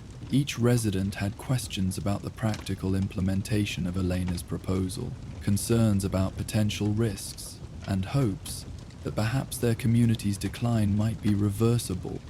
David Chen proved to be the most skeptical voice in the group, his experience as a merchant having taught him to examine opportunities for hidden costs and unexpected complications. "Let's say your plan works," he said, consulting his ledger in the lamplight. "Let's say we break Morrison's control over trade in this region and restore some economic activity to Bitter Creek. What's to prevent another group of mercenaries from moving in and establishing the same kind of racket?" "Fair question," Elena replied, appreciating the practical thinking behind the concern. "The long-term solution isn't just eliminating one threat, it's building sustainable defensive capabilities that discourage future predators. That means training residents, establishing alliances with neighboring communities, and creating economic relationships that make attacking this settlement costly for potential aggressors." This vision of a more comprehensive solution appealed to the assembled residents, particularly those who had invested years of their lives in building Bitter Creek and wanted to ensure its survival beyond the immediate crisis. The conversation gradually shifted from whether to accept Eleanor's proposal to how best to implement it, as individual concerns gave way to collective determination. Old Pete Morrison asked the question that had been on everyone's mind, but that nobody had wanted to voice directly. What if you get killed? What if Morrison's people prove to be more dangerous than you expected? We'd be left in a worse position than when we started, broke, defenseless, and marked as enemies by people with superior firepower. Elena nodded gravely, understanding that this was perhaps the most important question she would need to answer. "That's why I'm not proposing to take on Morrison's entire operation in direct confrontation. The strategy is more subtle. Economic pressure, alternative arrangements, demonstrating that protection rackets aren't sustainable in the long term. If the shooting does start, it'll be because they initiated it, and that changes the dynamics significantly." The meeting continued well into the night, with residents asking detailed questions about Elena's background, her assessment of the military situation, and her specific plans for defending the settlement. Her answers revealed extensive experience with small unit tactics, economic warfare, and the complex relationships between military force and political control that defined life in the post-war wasteland. By the time the gathering dispersed, a consensus had emerged among Bitter Creek's residents. They would accept Elena Rodriguez's proposal, pool their limited resources to provide her with the agreed payment, and commit to supporting her efforts to break the economic stranglehold that was slowly killing their community. It was a gamble, but one that offered the possibility of survival and even recovery, compared to the certainty of gradual extinction if they continued on their current path. Eleanor spent her first night in Bitter Creek in the trading post's back room, her motorcycle secured in the building's rear courtyard, where it would be protected from both weather and potential sabotage. As she settled into her bedroll, she could hear the sounds of the settlement at night, the distant hum of the aging generator, the whisper of wind through empty buildings, and the occasional conversation between residents who had found new hope in the darkness of their situation. The next morning brought the beginning of Elena's systematic assessment of Bitter Creek's defensive capabilities and vulnerabilities. She walked the settlement's perimeter, noting sightlines, potential cover positions, and routes that attackers might use to approach undetected. The community's layout was reasonably defensible, with the main buildings arranged to provide overlapping fields of fire if fighting became necessary. But the aging infrastructure and small population created significant challenges. The good news is that your settlement was built by people who understood security, Elena told Samantha as they completed their survey of the defensive situation. The bad news is that you don't have enough people to properly man all the positions that were designed to be defended. This assessment led to discussions about which residents were willing and able to take up arms if the situation deteriorated into open conflict. About half of the 17 remaining adults were prepared to fight for their homes, while the others would serve in support roles. Medical care, communications, supply management, and other functions that were equally important, but didn't require direct combat capabilities. Eleanor's training sessions began that afternoon, teaching basic marksmanship and small unit tactics to residents who had little experience with organized violence. Most could handle firearms well enough for hunting or personal protection, but coordinated defense required different skills. Communication, positioning, target priority, and the discipline to maintain defensive positions under pressure. The training revealed both strengths and weaknesses among the settlement's population. Carlos Mendez proved to be an excellent marksman with steady nerves, while Ken Nakamura demonstrated natural leadership abilities that made him effective at coordinating group movements. Others struggled with the physical demands of combat preparation, but showed determination that might prove more valuable than raw skill when the situation became desperate. As the days passed, Elena also began implementing her economic strategy for breaking Morrison's control over regional trade. She established communication with caravan companies operating out of New Vegas and the Hub, offering to provide security for convoys willing to bypass Morrison's checkpoints in exchange for favorable trading terms with Bitter Creek. The proposal was attractive to merchants who had grown frustrated with the increasing fees demanded by Morrison's operation. The first test of Eleanor's strategy came exactly 1 week after her arrival in Bitter Creek. A medium-sized caravan approached from the south, its route carefully planned to avoid Morrison's checkpoint while still reaching the settlement safely. Eleanor positioned herself and 3 armed residents at strategic points along the caravan's approach route, providing visible security that demonstrated the settlement's new defensive capabilities. The caravan's arrival created more excitement in Bitter Creek than the community had experienced in months. Traders displayed goods that residents had been unable to purchase for weeks: replacement parts for critical infrastructure, medical supplies for Dr. Williams, preserved foods that supplemented their limited agricultural production, and luxury items that reminded them what normal commerce felt like. More importantly, the successful bypass of Morrison's checkpoint proved that alternative arrangements were possible. Word spread quickly among the mercenary and trading communities that Bitter Creek had found a way to conduct business without paying protection fees, suggesting that Morrison's economic model might be more vulnerable than it appeared. The response came 3 days later, in the form of a small patrol from Morrison's compound approaching Bitter Creek under a flag of parley. Eleanor met them at the settlement's southern edge, accompanied by Samantha and David. Their presence intended to demonstrate that the community supported whatever negotiations might follow. Captain Morrison himself led the patrol, a weathered man in his 50s whose bearing suggested expensive military experience. His equipment was well maintained and expensive, marking him as someone who had been successful in the mercenary business long enough to afford the best available gear. His 3 companions were similarly equipped, their professional competence evident in their positioning and alertness. "Miss Rodriguez," Morrison said, dismounting from his horse with the careful movements of someone who understood that this conversation would determine whether the situation escalated toward violence. "I understand you've been advising the residents of Bitter Creek on security matters." "That's correct," Elena replied, her own posture balanced between readiness and diplomacy. "They hired me to provide legitimate protection services. Is there a problem with that arrangement?"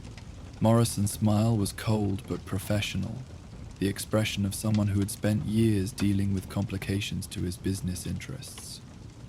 "The problem is that this region has established security arrangements that ensure stability and mutual benefit for all parties involved." Independent operators can disrupt those arrangements in ways that create danger for everyone.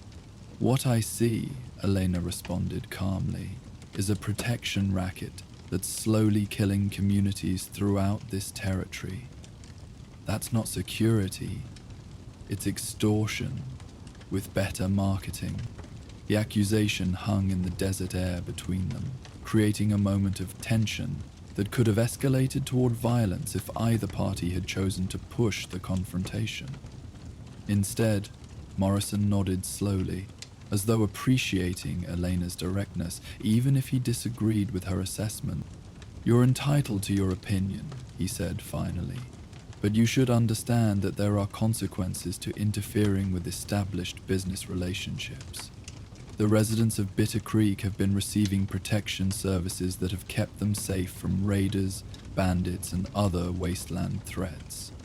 If that protection is withdrawn due to outside interference, I can't be held responsible for what happens next."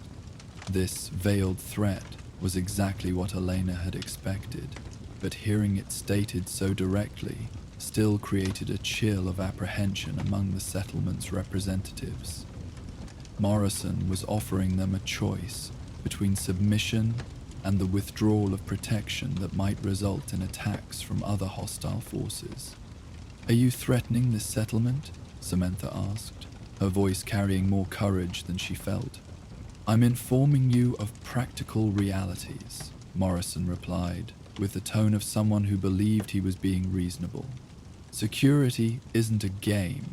It's a business that requires consistent relationships and mutual understanding. Ms. Rodriguez may be competent, but she's one person against all the dangers that exist in this territory." Elena stepped forward slightly, positioning herself between Morrison and the settlement representatives. "The residents of Bitter Creek have made their choice about who they want to provide their security. If you have concerns about raiders or other threats in this territory, I'm sure we can work together to address them. But the days of mandatory protection fees are over." Morrison studied Elena's face for several moments, his experienced eyes evaluating both her competence and her determination. Whatever he saw there seemed to convince him that direct intimidation wouldn't be effective in changing the settlement's decision. "Very well," he said, remounting his horse with fluid efficiency. "But understand that this territory can be dangerous for those who don't maintain proper security arrangements.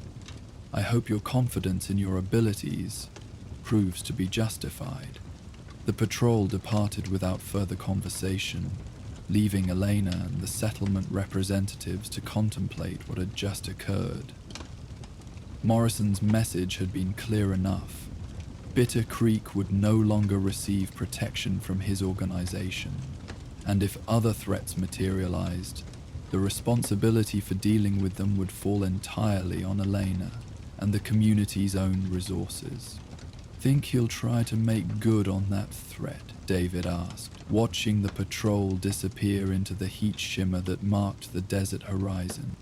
"Probably not directly," Elena replied, though her expression suggested she was taking the warnings seriously. "Morrison's smart enough to know that attacking us would create more problems than it solved, but he might arrange for other groups to test our defenses, or simply wait for natural threats to emerge and see how well we handle them." This assessment proved accurate over the following weeks, as Bitter Creek began experiencing an increase in minor but persistent problems. Brahmin herds were scattered by unknown parties, requiring time and effort to recover them. Water pipes developed leaks that suggested deliberate sabotage rather than normal wear. Supply convoys faced harassment from raiders, who seemed unusually well informed about shipping schedules and cargo contents. None of these incidents constituted direct attacks that could be clearly attributed to Morrison's organization, but their cumulative effect was to demonstrate the challenges facing a settlement that had chosen to reject established protection arrangements. Elena responded by intensifying defensive preparations. training additional residents in security procedures and establishing a network of informants who could provide early warning of developing threats.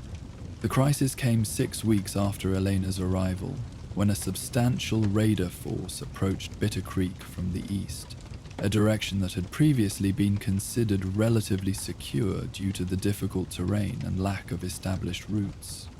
The attacking force consisted of approximately 20 raiders mounted on motorcycles and improvised vehicles, their equipment and coordination suggesting they were more organized than typical wasteland bandits.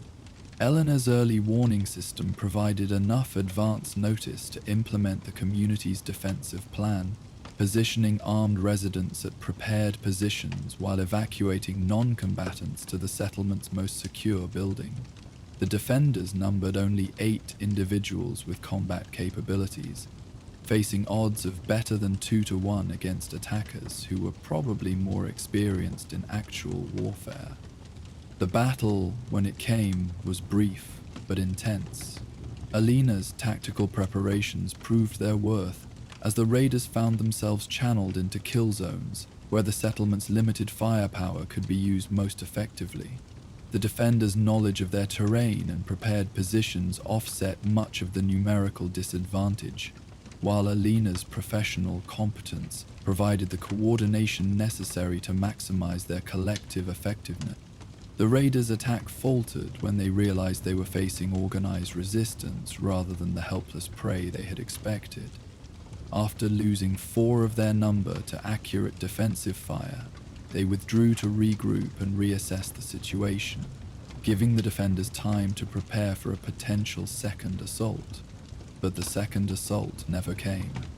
Instead, Elena received a radio communication on a frequency she recognized, Captain Morrison's voice, offering to negotiate a resolution to the current situation. Mrs. Rodriguez, Morrison's voice carried across the static of the emergency frequency. I believe we need to discuss a more sustainable arrangement for regional security. The current situation isn't serving anyone's interests. The negotiation that followed was conducted by radio to avoid the risks associated with face-to-face meetings during an active crisis. Morrison acknowledged that Elena had proven her competence and that Bitter Creek's resistance was more effective than he had anticipated. In return, Elena recognized that Morrison's organization provided legitimate security services to other communities that had chosen to maintain their protection contracts. The agreement they reached represented a compromise that neither party found entirely satisfactory, but that both could accept as preferable to continued conflict. Morrison would cease economic pressure on Bitter Creek and allow the settlement to conduct independent trade relationships. Elena would limit her activities to defensive work within the community's immediate territory and wouldn't actively recruit other settlements to reject Morrison's protection services. Most importantly, both parties agreed to coordinate responses to external threats that might affect regional stability, recognizing that their competition had created vulnerabilities that outside forces might exploit. The raider attack had demonstrated that the territory faced genuine security challenges that required professional responses, regardless of which organization provided them. As evening settled over Bitter Creek following the successful defense of their community, the residents gathered once again around the trading post to assess what they had accomplished and what the future might hold. The settlement had survived its most serious test, proving that determined civilians supported by professional military expertise could defend themselves against significant threats. Elena stood apart from the celebration, checking her equipment and considering the implications of the day's events. She had succeeded in breaking Morrison's economic stranglehold on Bitter Creek, but the cost had been higher than she had anticipated. The community now faced the ongoing responsibility of maintaining their own security, which would require continued vigilance and resource allocation that might limit their ability to focus on economic recovery. Was it worth it? Samantha asked, joining Eleanor at the settlement's edge, where the mercenary was conducting her evening security assessment. Elena considered the question while watching the last light fade from the western sky, transforming the Mojave landscape into a realm of shadows and distant stars. "Ask me again in 6 months," she replied. "Success isn't just about winning fights. It's about building something sustainable that can survive without constant external support." The challenge ahead would be proving that Bitter Creek could thrive as an independent community, demonstrating that resistance to exploitation was not just possible, but economically viable. Elena had given them the opportunity to make that attempt, but the outcome would depend on choices and efforts that extended far beyond military security. As the settlement settled into the quiet routine of another night in the wasteland, the residents of Bitter Creek faced their future with cautious optimism, tempered by realistic understanding of the challenges ahead. They had chosen survival on their own terms, rather than gradual extinction under someone else's control, accepting the risks that came with independence in exchange for the possibility of building something worth defending. The price of survival, they had learned, wasn't just measured in caps or ammunition, but in the courage to resist exploitation and the determination to build something better from the ruins of what had been lost. It was a price they had proven willing to pay, regardless of what tomorrow might bring. While the residents of Bitter Creek celebrated their hard-won independence and settled into the demanding routine of self-reliant community defense, far to the northwest, another group of mercenaries faced a different kind of test. In the shadow of ancient red rock formations, 4 seasoned fighters made their way through treacherous canyon terrain, their valuable cargo secured in armored cases that represented both opportunity and danger. Trust had always been the foundation of their partnership, but whispered suspicions and mounting paranoia threatened to tear their bond apart before they could complete the most lucrative contract of their careers. Join us for the mercenaries' honor. The crimson walls of Dead Horse Canyon rose like ancient monuments around the narrow passage, their stratified layers telling the geological story of millions of years compressed into stone. The afternoon sun painted the rock formations in shades of rust and gold, creating a landscape that seemed more like the work of artists than the patient carving of wind and water. This remote corner of the Mojave had seen little human presence since the bombs fell, too isolated for most settlements, too dangerous for casual travelers, and too far from established trade routes to attract regular traffic. Through this magnificent desolation, 4 figures moved in single file along a barely visible trail that wound between towering spires of red sandstone. They carried themselves with the practiced efficiency of experienced mercenaries, their equipment secured for silent movement, their spacing calculated to provide mutual support while avoiding bunched targets if ambush came. Each step was placed with conscious care on the treacherous footing, loose stones that could betray their position cascading into the canyon depths, with echoes that seemed to announce their presence to anyone listening. Captain Jack Thornton led the column, his weathered face bearing the distinctive scars of someone who had survived 2 decades in the mercenary business. At 43, he had achieved the rare distinction of longevity, in a profession where most practitioners died young or found other work before their luck ran out. His grey, streaked brown hair was kept military short, and his pale blue eyes held the constant alertness of someone who understood that survival depended on reading situations correctly. The assault rifle slung across his back was a pre-war military weapon, maintained to pristine condition, its wooden stock worn smooth by years of handling. Behind him moved Sarah Blackwood, the team's scout and reconnaissance specialist. Her slight build and quick movement served her well in the dangerous work of advanced scouting, while her enhanced eyesight, a genetic quirk that had manifested after mild radiation exposure, gave her superior target acquisition capabilities in the harsh desert environment. At 29, she was the youngest member of their company, but her skills had earned respect among veterans who typically viewed newcomers with skepticism. Her equipment emphasized mobility over protection, lightweight armor that allowed rapid movement while providing minimal defense against serious threats. Third in line was Marcus Webb, their heavy weapons specialist and demolitions expert. His massive frame carried equipment that would have overwhelmed smaller individuals. A modified Gatling gun that fired DNA alteration transmissions, enough explosive charges to level a small building, and armor plating that transformed him into a walking fortress. At 35, Marcus had spent 15 years perfecting the art of applied violence, but his gentle demeanor during peaceful moments contrasted sharply with his professional capabilities.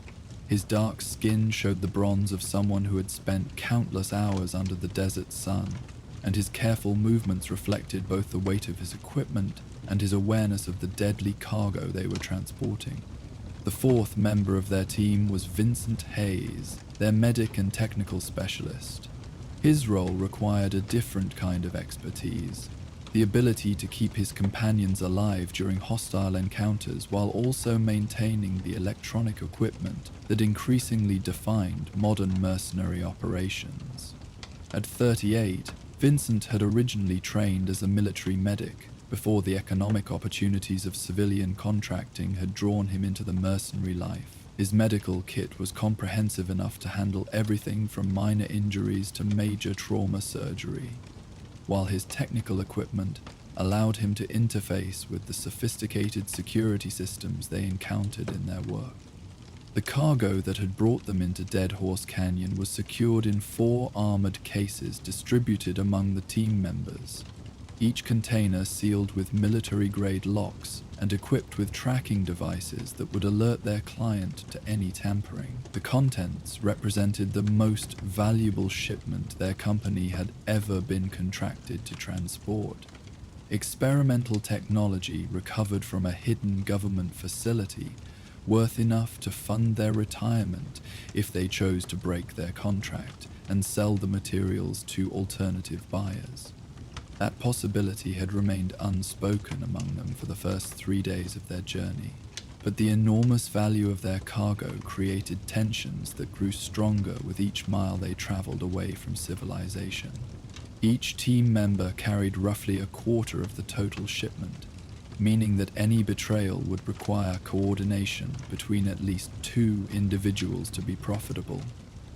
The mathematics of mutual distrust had begun to affect their normally smooth cooperation, creating hesitations and second glances that hadn't existed in their previous years of partnership. "Hold position," Jack commanded quietly, raising his closed fist to signal a halt. The team immediately froze, each member scanning their assigned sector while waiting for additional information about whatever had triggered their leader's caution. Sarah moved to an elevated position that provided better visibility down the canyon ahead, her enhanced vision allowing her to distinguish details that would have been invisible to normal eyesight. After several moments of careful observation, she signaled the all clear with a subtle hand gesture that indicated no immediate threats had been detected. "Just thought I heard something," Jack explained, his voice barely above a whisper. "Probably nothing, but this canyon's got good acoustics. Sound travels farther than you'd expect." The team resumed movement, but the brief halt had reinforced everyone's awareness of their vulnerability. Dead Horse Canyon provided excellent concealment from aerial observation and made ground pursuit difficult, but it also created natural choke points where a small force could ambush a larger group with devastating effectiveness. Their route had been chosen specifically to avoid populated areas where word of their cargo might spread. But isolation brought its own danger. As they continued deeper into the canyon system, the walls rose higher around them, blocking out increasing amounts of sky and creating an atmosphere of enclosed menace. The temperature differential between the shaded canyon floor and the sun-heated rock walls created subtle air currents that carried sounds in unexpected directions, while the maze-like branching of side canyons provided countless hiding places for potential ambushes. Next checkpoint is about 2 miles ahead, Vincent reported, consulting the GPS unit that represented their primary navigation tool in the confusing terrain. There's a natural spring marked on the survey maps. Good place to rest and refill water supplies before the final push to the extraction point. This information was welcome news to all 4 team members. They had been traveling since before dawn, maintaining a pace that balanced speed against the need for stealth and security. The weight of their equipment and the stress of carrying such valuable cargo had taken its toll, particularly on Marcus, whose heavy weapons load made him the most encumbered member of their group. The spring, when they reached it, proved to be a small oasis in the red rock wilderness. Clear water bubbled from a crack in the canyon wall, creating a pool surrounded by desert vegetation that had managed to establish itself in the moisture-rich microenvironment. Ancient petroglyphs on the surrounding rock faces suggested that this location had been known and valued by human travelers for centuries, before the nuclear war had emptied the wasteland of most permanent habitat. 15-minute rest, Jack decided, settling his pack against a smooth rock face. Maintain security watch in rotation. Vincent, check our position against the extraction timeline. Sarah, I want eyes on our back trail. Make sure we're not being followed. As the team settled into their brief rest period, the tensions that had been building over their 3-day journey became more apparent. Conversations were shorter and more guarded than usual. Eye contact was avoided or held too long, and equipment checks were performed with the subtle thoroughness of people evaluating their companions' capabilities as well as their own readiness. Marcus had positioned himself where he could observe the other 3 team members while appearing to rest casually against his heavy pack. "Been thinking about our cargo," he said eventually, his voice carrying the deceptive casualness of someone raising a potentially dangerous topic. "Client was pretty eager to get his hands on this technology. Makes me wonder what it's really worth on the open market." This observation introduced the subject that had been on everyone's mind but that nobody had wanted to address directly. Their contracts specified a substantial payment for successful delivery of the experimental technology, but the client's obvious desperation and the extensive security measures surrounding the cargo suggested its actual value might be many times their agreed fee. "Contract's a contract," Jack replied, though his tone suggested he had considered the same possibilities. "We agreed to transport the materials to the extraction point and transfer them to the client's representatives. That's what we're going to do." "Of course," Marcus agreed, but his expression suggested he wasn't entirely convinced by his own words. "Just saying it's interesting how eager some people are to pay premium rates for technology they won't even describe properly." Sarah looked up from her observation of their back trail, her enhanced vision allowing her to monitor distant approaches while following the conversation. "Maybe it's better that we don't know exactly what we're carrying. Some kinds of knowledge make people targets even after the job is finished." This pragmatic observation reflected the cautious wisdom that kept successful mercenaries alive in a business where curiosity could be fatal. Many of their previous contracts had involved transporting materials or information whose exact nature remained classified, and asking too many questions was generally considered unprofessional behavior that could damage future employment opportunities. Vincent consulted his GPS unit and chronometer. calculating their progress against the timeline that would bring them to the extraction point at the scheduled rendezvous time. We're actually making better time than expected. If we maintain current pace, we'll reach the extraction coordinates about 2 hours ahead of schedule. Good, Jack approved. Better to arrive early and establish security than to rush the final approach and walk into a trap. The possibility of betrayal or ambush at the extraction point was another concern that had grown stronger as they approached the conclusion of their mission. Clients sometimes decided that eliminating their hired transporters was more economical than paying the agreed fees, particularly when the cargo was valuable enough to justify the additional risk and expense of a double-cross operation. "What do we know about the extraction team?" Sarah asked, voicing concerns that all 4 mercenaries had been considering.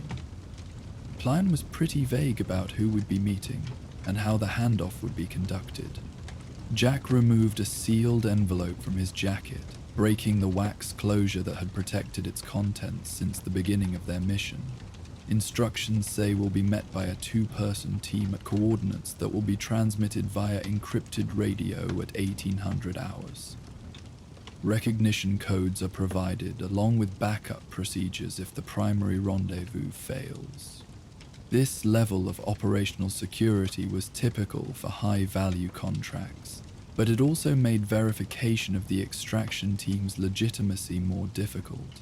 The mercenaries would have to rely on recognition codes and behavioral cues to determine whether they were meeting legitimate client representatives or hostile forces attempting to acquire their cargo through deception. "Backup extraction point?" Marcus inquired, professional paranoia making him want to understand all available options. "Secondary coordinates about 5 miles north of primary location," Jack confirmed, consulting the newly opened instructions. "Same time schedule, alternative recognition procedures. If both primary and secondary extractions fail, we're authorized to utilize emergency protocols and withdraw to a safe location for further instructions." These contingency plans provided some reassurance, but they also highlighted the dangerous nature of their current mission. Clients who felt the need for extensive backup procedures typically faced threats that could complicate or compromise standard operations, which meant the mercenaries might be walking into a more complex situation than their original briefing had suggested. As their rest period concluded and the team prepared to resume movement toward the extraction point, the atmosphere of mutual suspicion had become more pronounced. Each mercenary conducted equipment checks that seemed designed to assess their companions' readiness as much as their own, while conversations became even more guarded and professional. The final segment of their journey took them through the most treacherous terrain they had yet encountered. Narrow passages where loose rock could trigger slides that would bury unwary travelers, precipitous drops that required careful climbing techniques, and dead-end canyons that forced backtracking and route recalculation. The GPS unit proved invaluable for navigation, but the electronic device also created vulnerability to detection by anyone with appropriate scanning equipment. "Contact!" Sarah reported suddenly, her enhanced vision detecting movement at the extreme range of visibility. 2 figures approximately 800 meters ahead, positioned near what appears to be the primary extraction coordinates.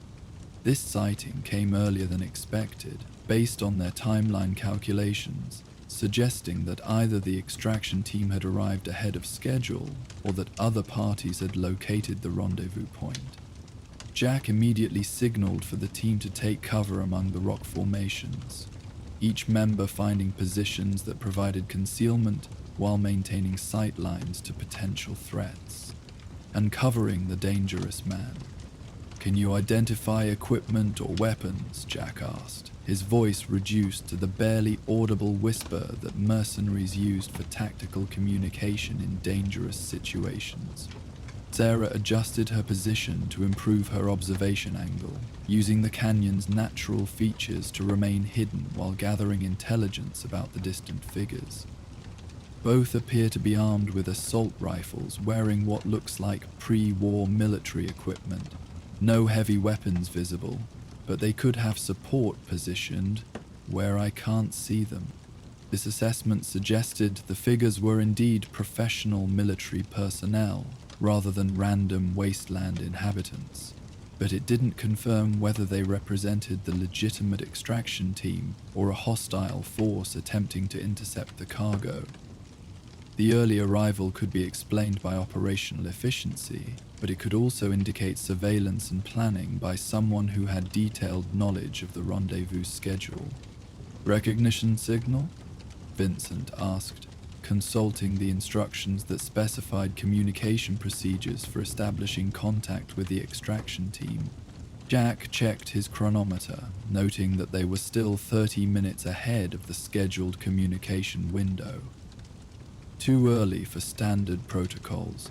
We wait and observe until the designated time, then attempt contact according to established procedures." This decision reflected the cautious discipline that had kept their mercenary company successful through dozens of dangerous contracts. Rushing toward contact before proper verification procedures could be completed was exactly the kind of mistake that got professionals killed by overconfidence or impatience. The 30-minute observation period that followed created increasing tension among the 4 team members.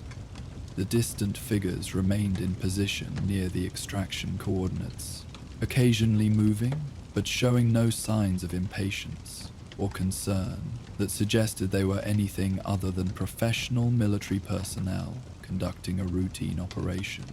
Their equipment and behavior patterns were consistent with legitimate client representatives, but appearances could be deceiving in the mercenary business. "Movement to the north," Marcus reported, his position providing different sight lines than Sarah's elevated observation point. "Single figure, moving toward the primary extraction coordinates from the direction of the secondary rendezvous location." This development introduced a new variable into their tactical assessment. The appearance of a third person could indicate additional security for the legitimate extraction team, but it could also suggest surveillance or preparation for an ambush by hostile forces who had discovered their rendezvous plan. "Equipment assessment?" Jack asked, gathering information that would help him decide whether to proceed with the scheduled contact or implement emergency withdrawal procedures. "Similar gear to the other 2, Marcus replied after careful observation. "Professional appearance, coordinated movement patterns. Could be legitimate, but I can't rule out hostile surveillance." The arrival of the scheduled communication time created a moment of decision that would determine whether their mission concluded successfully or required emergency contingency measures. Jack activated his radio equipment, setting it to the designated frequency and preparing to transmit the recognition codes that would establish contact with their supposed client representatives. "Raven, this is Cardinal," he broadcast, using the call signs specified in their instructions. "Request confirmation of recognition protocols." The response came immediately, suggesting that the extraction team had been monitoring the designated frequency and waiting for contact. "Cardinal, this is Raven. Confirm recognition Alpha 779er. Weather report indicates clear skies for evening operations." The exchange matched the procedures outlined in their sealed instructions, but Jack felt obligated to complete the full verification sequence before committing his team to approach the extraction point. "Raven, requesting secondary confirmation. What was the original departure point for this operation?" "Cardinal, departure point was Warehouse 7 at the industrial complex. Package consists of 4 containers with sequential serial numbers beginning with 7 Alpha. This level of detail convinced Jack that they were communicating with legitimate client representatives rather than hostile forces who had somehow acquired partial information about their mission. The references to specific locations and cargo details weren't included in the basic recognition protocols, suggesting genuine knowledge of the operation's background. Raven, we are approaching your position from the south. Estimated arrival in 10 minutes. Maintain current position and continue security watch. Confirmed, Cardinal. We'll be ready for transfer procedures upon your arrival. With communication established and verification completed, the 4 mercenaries began their final approach to the extraction point. They maintained tactical formation and full alertness despite the apparently successful contact, understanding that the most dangerous moment of any mercenary operation was often the final handoff, when valuable cargo changed hands. The extraction team proved to consist of 3 individuals rather than the 2 they had observed initially. The third person had been positioned in concealment to provide overwatch during the rendezvous. All were professional military contractors, wearing high-quality equipment and carrying weapons that suggested significant resources behind their operation. Cardinal Team, I'm Agent Morrison. The extraction team leader introduced himself as the mercenaries approached the designated coordinates. We're prepared to receive the package and complete transfer procedures according to your contract specifications. The formal introduction and use of proper terminology helped confirm the legitimacy of the extraction team, but Jack maintained appropriate caution as his team prepared for the cargo transfer. Each armored case was examined by the client representatives, who verified serial numbers and conducted electronic authentication procedures before accepting custody of the experimental technology. Transfer complete, Agent Morrison announced after the final container had been secured. Payment authorization is being processed now. You should receive confirmation within the hour. This conclusion to their mission felt almost anticlimactic after the tension and suspicion that had built up during their 3-day journey. The cargo they had guarded so carefully was now someone else's responsibility. The substantial payment they had earned was being processed through secure financial channels, and their contractual obligations had been fulfilled successfully. As the extraction team departed with their valuable cargo, the 4 mercenaries found themselves alone in Dead Horse Canyon with a mixture of relief and anticlimax. The mission that had consumed their attention for days was suddenly over, leaving them to contemplate what they had accomplished and what it meant for their future as a team. Well, that was thoroughly professional and completely boring, Marcus observed, his comment reflecting the deflation that often followed successful completion of high-stress operations. Boring is good in this business, Sarah replied, beginning the process of securing her equipment for the journey back to civilization. Exciting missions are usually the ones where people get killed. Vincent consulted his GPS unit to plot their return route, calculating travel time and rest stops that would bring them back to established settlements within reasonable time frames. Different route back, or retrace our steps through the canyon system? Different route, Jack decided. No point in establishing patterns that someone could exploit if they've been tracking our movements. We'll exit through the northern passages and approach the highway from a different direction. This decision reflected the continuing caution that characterized successful mercenary operations. Even after mission completion, professional teams maintained security consciousness until they were safely back in friendly territory, where immediate threats were less likely. The journey out of Dead Horse Canyon proceeded without incident, the team's mood gradually lightening as they put distance between themselves and the isolation that had intensified their mutual suspicions. Conversations became more natural, equipment sharing resumed its normal patterns, and the professional camaraderie that had made them an effective team began to reassert itself. By evening, they had reached the canyon's northern exit, where ancient red rock gave way to more typical Mojave desert terrain. The transition felt symbolic. leaving behind the confined spaces where paranoia had flourished, and returning to the open wasteland where they could operate according to their established patterns of mutual trust and support. Payment confirmation just came through, Vincent announced, checking the secure communication device that connected them to their financial accounts. Full amount as agreed, plus a completion bonus that wasn't mentioned in the original contract. This news brought genuine smiles to faces that had been tense with worry for days.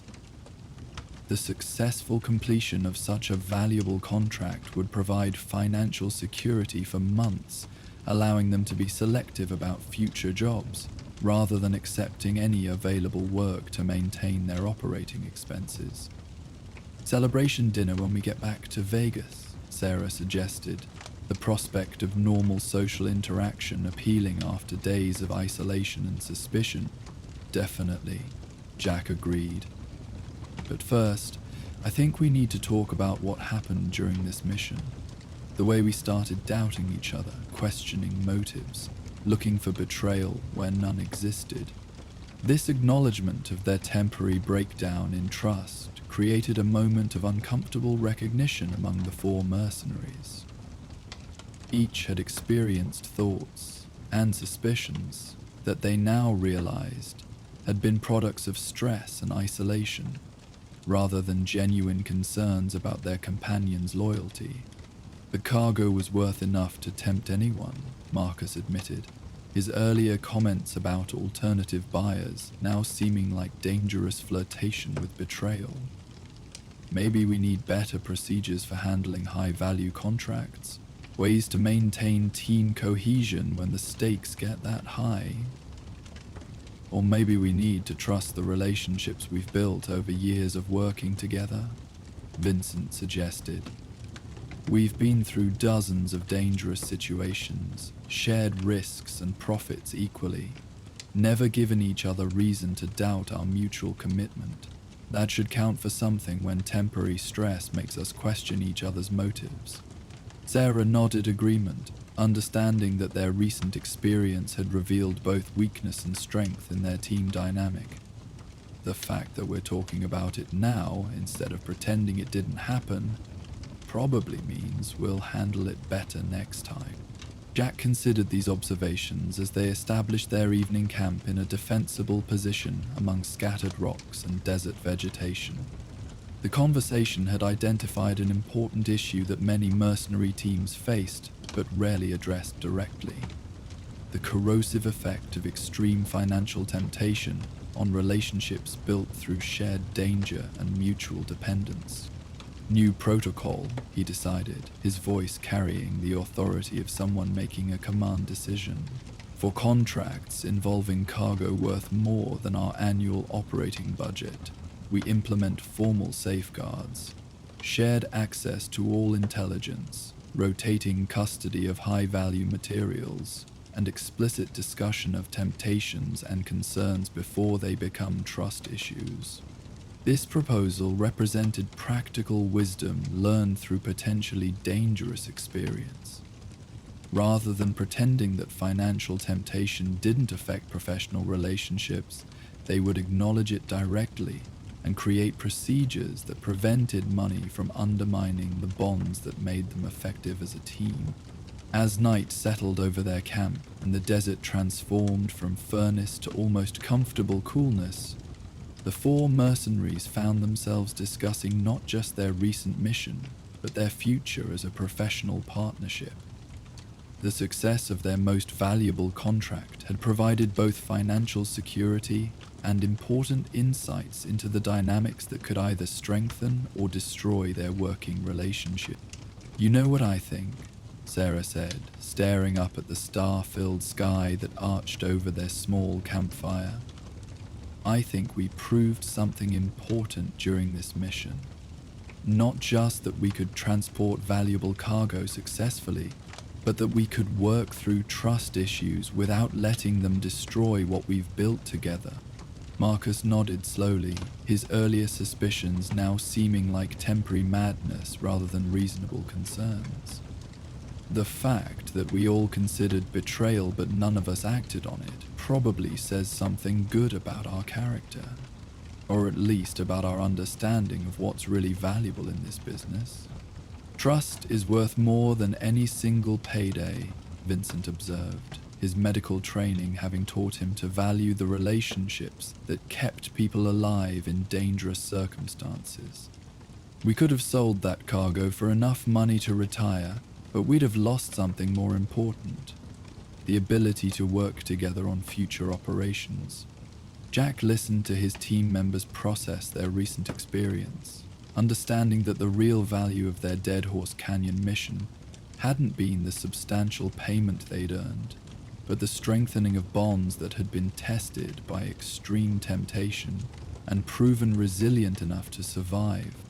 The Mojave night continued its ancient rhythm around their small camp, stars wheeling slowly overhead as they had for millennia before humans had learned to create both wonders and catastrophes with their ingenuity. In the morning, they would continue their journey back to civilization, carrying not just the satisfaction of professional success, but the deeper knowledge that honor could survive even the most severe tests. Their fire burned low as conversation gradually gave way to the comfortable silence of people who had worked through difficult issues and found their relationships strengthened rather than damaged by the experience. Tomorrow would bring new challenges and opportunities, but they would face them together, their bonds tempered by shared danger and proven trustworthy under extreme pressure. The mercenaries' honor wasn't just about completing contracts or maintaining professional reputation. It was about understanding that some things were worth more than money, that trust once earned and tested was more valuable than any cargo they might transport, and that true success was measured not just in caps accumulated, but in relationships preserved through the inevitable trials that defined life in the post-war wasteland. As sleep claimed the four mercenaries one by one, their weapons close at hand but their suspicions finally laid to rest, Dead Horse Canyon maintained its eternal vigil over secrets carved in stone and stories written in the wandering paths of those who chose to make their living in the spaces between civilization and chaos. The red rock walls would remember their passage long after their names were forgotten. Another brief chapter in the ongoing story of survival, trust, and honor that defined the best of those who lived by the mercenaries' code in the unforgiving beauty of the Mojave wasteland. Thanks for wandering the wasteland with me tonight.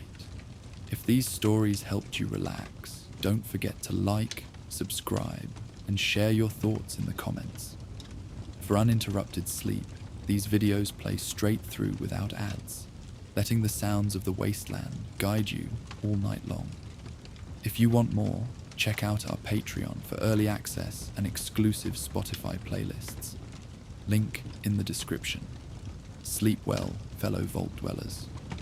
May your dreams be peaceful and your nights raid-free. Good night.